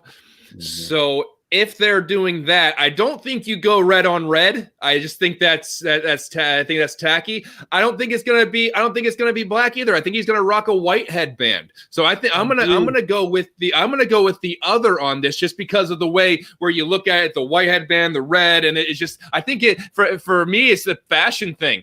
You go down, you wear a white headband. It really just caps off that outfit. And I just want to say it has been a thrill to be on the Aaron Current show today. So this is my honor. I'm a superstar, John Buffone. You might have the last name. You know what I'm saying? I didn't have an uncle that played for the Bears or anything like that, but you know what I'm saying? I just show up, I do what I do. You know, and people come here to hear what AC has to say. You know what I'm saying? Everybody else. The only reason I'm here. The only reason I'm here, man. Aldo got a hold of me. He's like, "Hey, can you do the AC show today?" I'm like, "As long as it's not that tailgate thing, yeah, I'll do the AC show." That's fine. Jesus, the AC show. We're gonna have to do this with current events coming in. All right, over to Ryan Batchley. Badge, your question is coming up. I think we got 2 left, right? Will The Weeknd wear gloves at any time during his show? Who the fuck's The Weeknd? So that's the dude. That's the dude. I'll take this question just because I want I just want the Width and Reach Foundation to make some money. So I'm gonna go with gloves, yes. Bandages, yes. I don't know if you've seen this dude, but this dude wears a lot. Yeah, his face redone. No, he didn't. That was all for a video. It's all fake. But either way, he wears a lot of bandages, looking like he's had plastic surgery, but he really has not. Somebody's got teenage girls over here. I don't know. You know what I'm saying? Hey, I'm in the loop. I mean, I have a teenage daughter, but I don't know who The Weeknd is. I'm gonna go with when you hear the song, I know you've heard it. For The Weeknd. Dude, I listen to 90s gangster rap and classic rock, so. All right, so I'm going with yes. So now the last question. Hopefully this one's better for you, Badge. Otherwise, I'll just remove you from the stream and we'll give it to Aldo. It's my show. My bad. You go ahead. AC, the question for Badge. Which team scores last, the Chiefs or the Buccaneers? Well, this is going to just give out my score prediction, and, which is perfectly fine right now. But, this has been a toss-up for me since the championship games. I expect this to be a very close game, and as Joe Mandel said, our first guest on the show today, that he thinks it's going to come down to the team that possesses the ball last. I totally agree with him on that, but I disagree on who is going to be the team that scores last. I think it's going to be the Kansas City Chiefs, and I'm just going to give you my score prediction right now. I'm going to go – what? I thought he said the Chiefs were winning. Oh, I thought he said the Bucs. Mm. Maybe he said the Chiefs. I don't know. It's been he likes the Chiefs. I'm glad you guys pay attention to the guests that are on the AC show. Fuck.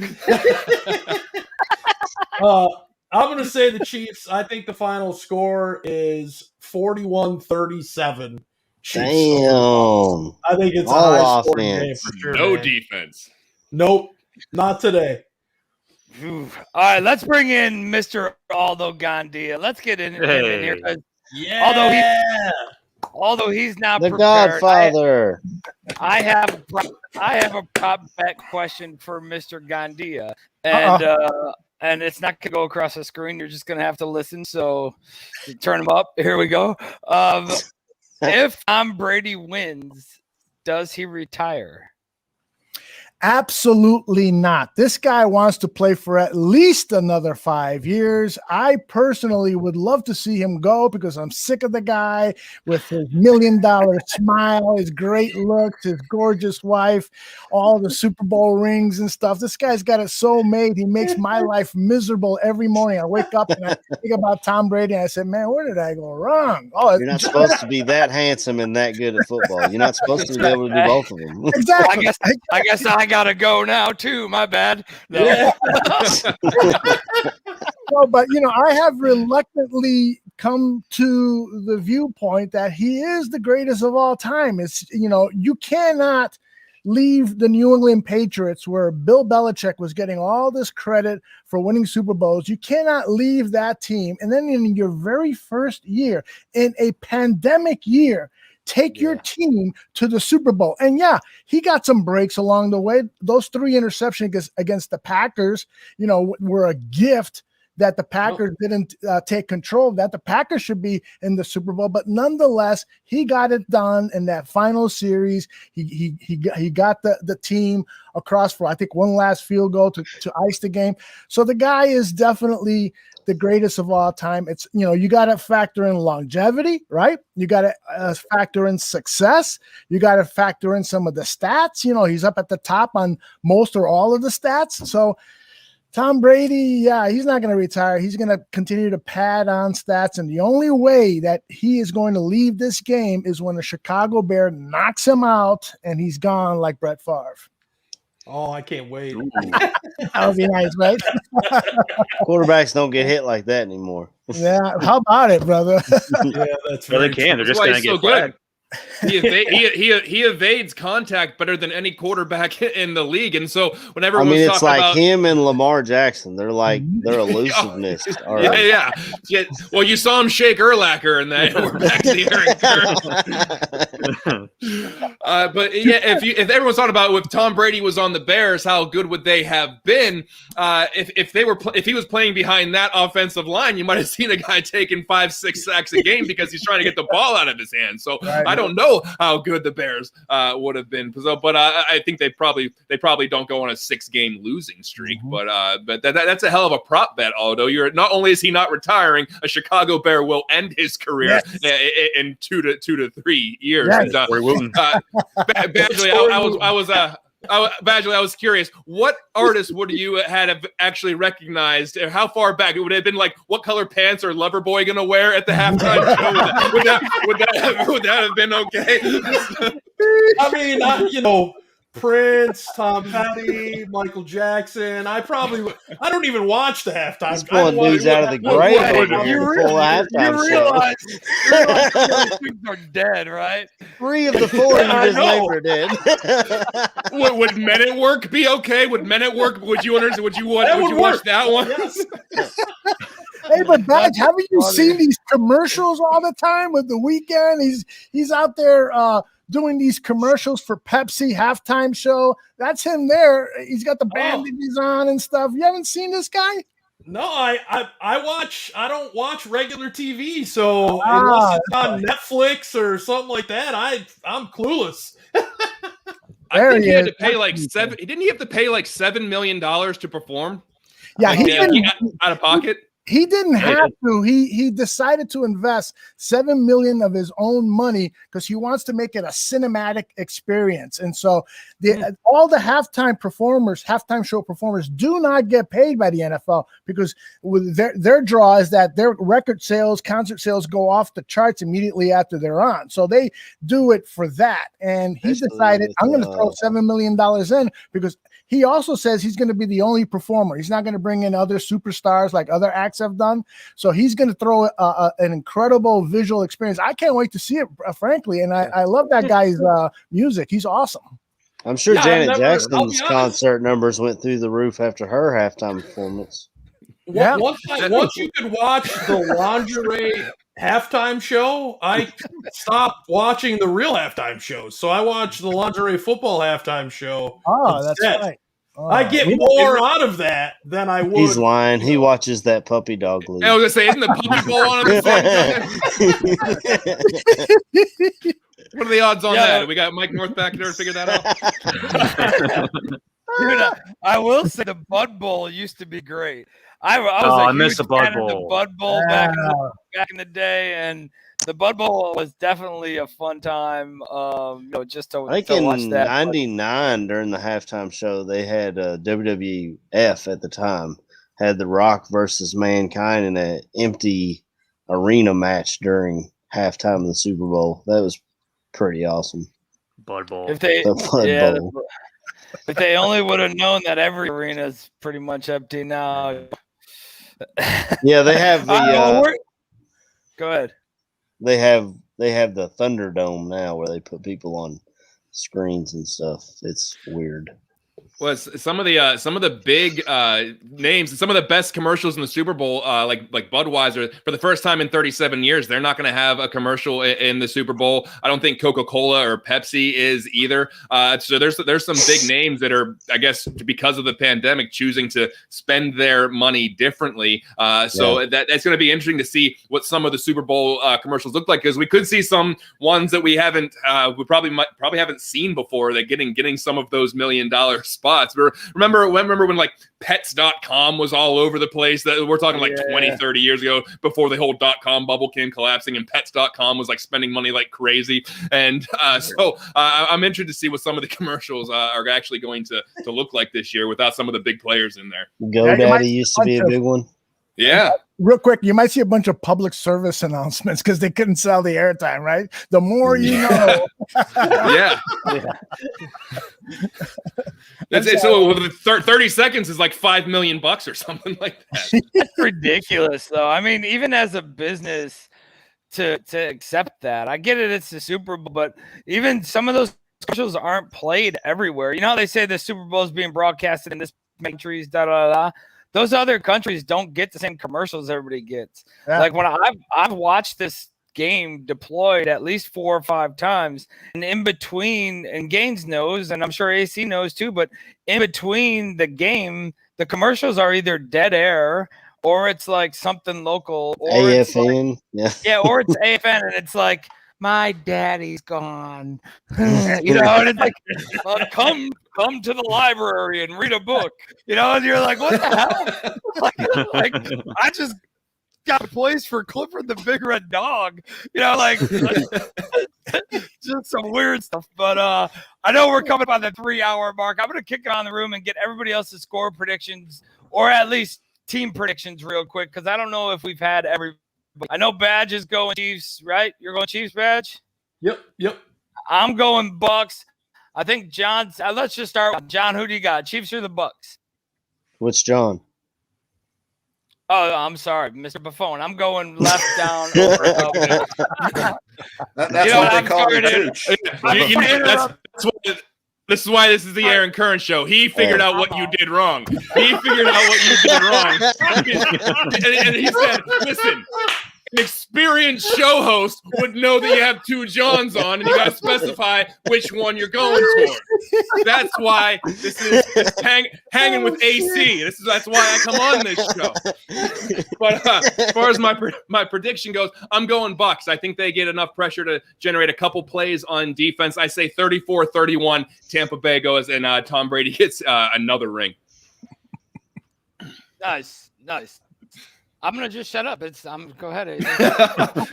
Take it away, AC. It's your score prediction, and what's your prediction? You said Bucs. Do you have a score? Or? He said 34-31. I thought that's what John Buffon said. Who are you talking to right now? You, Bobby. He's sabotaging your show. Robert? You're trying to sabotage your show, AC. I'm gonna go Bucs, and I'm gonna go. Let's see. I'm going high, man. I'm going high score. Let me do at least 42-35 Bucs. High scores. And I think it's gonna come down to like, that either that one turnover or whatever, that one back-breaking play towards the end, and Casey's gonna be all sad, and Tom's gonna fucking take another Viagra and go kiss his son on the lips or something. Let's go. Let's go. That might not be appropriate for network television. You're right. Let's go over to Mr. John Santucci, the Tooch. Tooch, what do you got on your game prediction, score prediction? This is the hardest Super Bowl to handicap, I think. You've seen the line hasn't moved much. It started out 3.5. It's only down to 3. So you've got, Kansas City, both tackles are out. They're good tackles. So how do you stop that Tampa Bay pass rushers? Both those pass rushers have had a hell of a season. Tampa Bay is going to have to go with the quick pass, use some play action, flood the zone with quick guys like Hill and Hardman and Kelsey. How do you cover those guys? It's tough. I've got action on both sides. I teased the Buccaneers up to 4.5 plus 4.5, and the over/under down to 50.5. So I've got action on that, and then I've got the Chiefs and the over. I think the initial opened up was Chiefs minus 3.5, and the over/under was 54.5 where it opened when I took the Chiefs initially.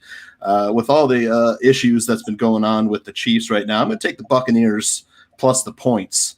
I don't feel great about it, but that's why I played both sides. So I'm hoping it comes in that little range where I've got it, and I hit on both. So I think the final score is going to be 30-27 Tampa Bay.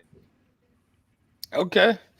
I mean, that's, it's what, middle, I would say. Is it really high scoring for these two teams? I don't know, but I think it's good, right? I think it's somewhere where you could see it out. See, did we get yours? Never mind. You can wrap this thing up. Neil, what you got on score predictions? I think it's gonna be something similar, man. I think it's gonna be something similar, man. I think it's gonna be an average Super Bowl scoring type of deal, 31-28, 30-27, something like that. I've been back and forth on this game all week. I have a ton of money I want to put down on something, and I don't know what it's going to be yet. It's going to be a game time decision. I have no idea. But I'm just going to take some cash, just lay it down on something, man. Just lay it down on the table. But, I learned the hard way not to bet against Tom Brady. I'm just going to go ahead and tell you guys. I had the Falcons plus 3.5 and got royally screwed over on that game a couple years ago. And I learned the hard way not to go against Tom Brady. So I got the Buccaneers plus 3.5. I got the over. As for who wins outright, I'm not sure. In a perfect world, I think all things being equal, I think Chiefs win this game. But with a Chicago Bears Week 5 type of offensive line back there protecting for Patrick Mahomes, I'm not sure if that's going to be all that feasible. So I think it's going to be close, man. I think it's going to be one of those last drive type of things. I want to lean towards the Chiefs. I don't know where it's going to go though. I at least have Buccaneers plus 3, and I have the over. Awesome. Tyler Ellis, Mr. Gaines, the Gaines Report. What you got, man? Hey, brother. I'm taking a Bucs. I'm taking a Bucs plus 3. It just makes sense. I'm not going against Tom Brady. You can't go wrong. I'm hoping for a good game. I want to see a good football game. Yeah. My bets and stuff aside, I want to see a good football game. These are two great teams. I'm interested to see. This is going to be good football. Patrick Mahomes, he's like Donovan McNabb in his prime. He can just, when the prey breaks down, he has that creates 5 more seconds for a guy to get open. So I just want to see how the Buccaneers, Tampa Bay, come back against that. And I believe Tampa Bay has their safety back. So, but that was out versus in the NFC Championship. So plus 3, score prediction, 31-34. Ayo, the last time these teams played each other, the Kansas City came out and scored 70 points in the first quarter. Then Buccaneers the rest of the game. So I'm curious to see, brother. I'm curious to see. Brady, let's go. If nothing else, guys, it's going to be fun, man. I think it's going to be fun. If nothing else. For sure. Yeah, definitely. All right, AC, what you got, man? What's your score? All right, since it's my show, and I appreciate all y'all stopping by to holler at me today. Making us a part of your day. Right. I had to take some time out, for y'all. So so y'all, some of y'all are going with the current GOAT. I'm going to go with the future GOAT in Patrick Mahomes. I see a high scoring game. I think I'm going to say 38-35 Chiefs. Butker kicks a last second field goal to end this game, and Brady's been on the other side of that multiple times. So I think it'd be kind of cool to see it play out like that. Like Gaines said, I'm hoping for a great game, a back and forth. I don't know what we're going to do about commercials, like we were talking about. Should we just start closing out the show, or? I mean, you got to get Eldo's prediction though. Nah, I don't need mine, man. Absolutely. All right, here's my thoughts. First of all, I really don't care who wins. I'm not rooting for anybody. I'm probably not going to bet on anybody, but I do think it's going to be a defensive first half. I don't think we're going to see a lot of action, a lot of scoring. I think the Chiefs offensive line is going to take a while to get kind of acclimated to the speed of the game because there's so many guys in there for injured players. So, I think by halftime, it could be like a 14-7, 14-10 type of score. And then in the second half, I think we'll see some more fireworks. And, traditionally these games, they're either really super exciting or they're really super boring, right? There's like nothing in between, it seems to me. But I got a feeling in the second half, it'll be really exciting. And I think the Chiefs are going to win the game because they're just like on a momentum. I think that the Bucs kind of just sneaked in there, and it's the Chiefs that have been the better team all season. And all my years of watching the Super Bowl, usually the better team during the regular season also wins in the Super Bowl, and that's not automatic. But for the most part, I just remember always losing money, and I said to myself, man, I should have just bet on a team that had the best regular season 1-loss record. and so. But I'm not betting at all today. I might bet on some prop bets because I always think those are fun. And I'm betting on you guys because you guys really brought it today. Super, super fun. I mean, we brought the All-Stars out, and there were a few people that couldn't join us, but hopefully they will the next time we do this. And maybe the next time we do this should be when the Bears announced the trade for Deshaun Watson, right? Absolutely. We'll have to go live if they do that. So you're closing the doors on the network, or what are you doing? I'm never going to see you guys again, or what?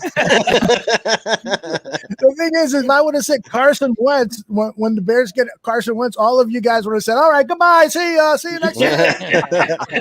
That's what I'm saying. No one's going to be happy about anything. Yeah, but that's why we need to be here. Totally agreed. Let's do if there's some breaking news, whatever, we just do a barroom happy hour. We all hop in just like we're, just in a barroom setting. And it's not called the Aaron Current Show, guy, but I'm just kidding. See, I love you, man. But we have to just mess with you. There it is. Oh man. But yeah, we hop in and do a little quick reaction to whatever. By the way, excuse me for interrupting, Bobby. You want to mention Manscaped?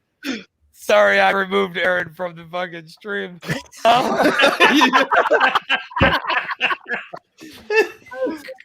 I just couldn't figure out this contract. Hold on, I'm gonna add him back. Off the rails. That was very accidental. Aaron, Yeah. AC, you're on, man. Hit the Manscaped promo. I don't have nothing wrote down, but I could give it a shot. Manscaped has all your grooming products that you need. Refined cologne, I use it myself. My wife loves it. They have the lawnmower 3.0 to get you downstairs boys in place and ready to throw them into the game. You got your weed whacker. It takes care of your nose and ears if y'all got wild ear hairs. I'm sure quarantine's been tough on that. That crop preserver right there is ball deodorant and a toner, anti-chafing.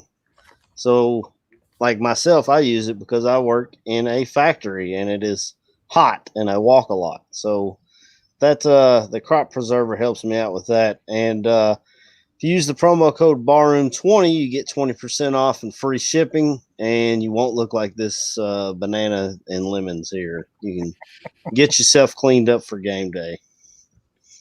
Valentine's Day is next week, boys. Y'all better have your thing in order. Look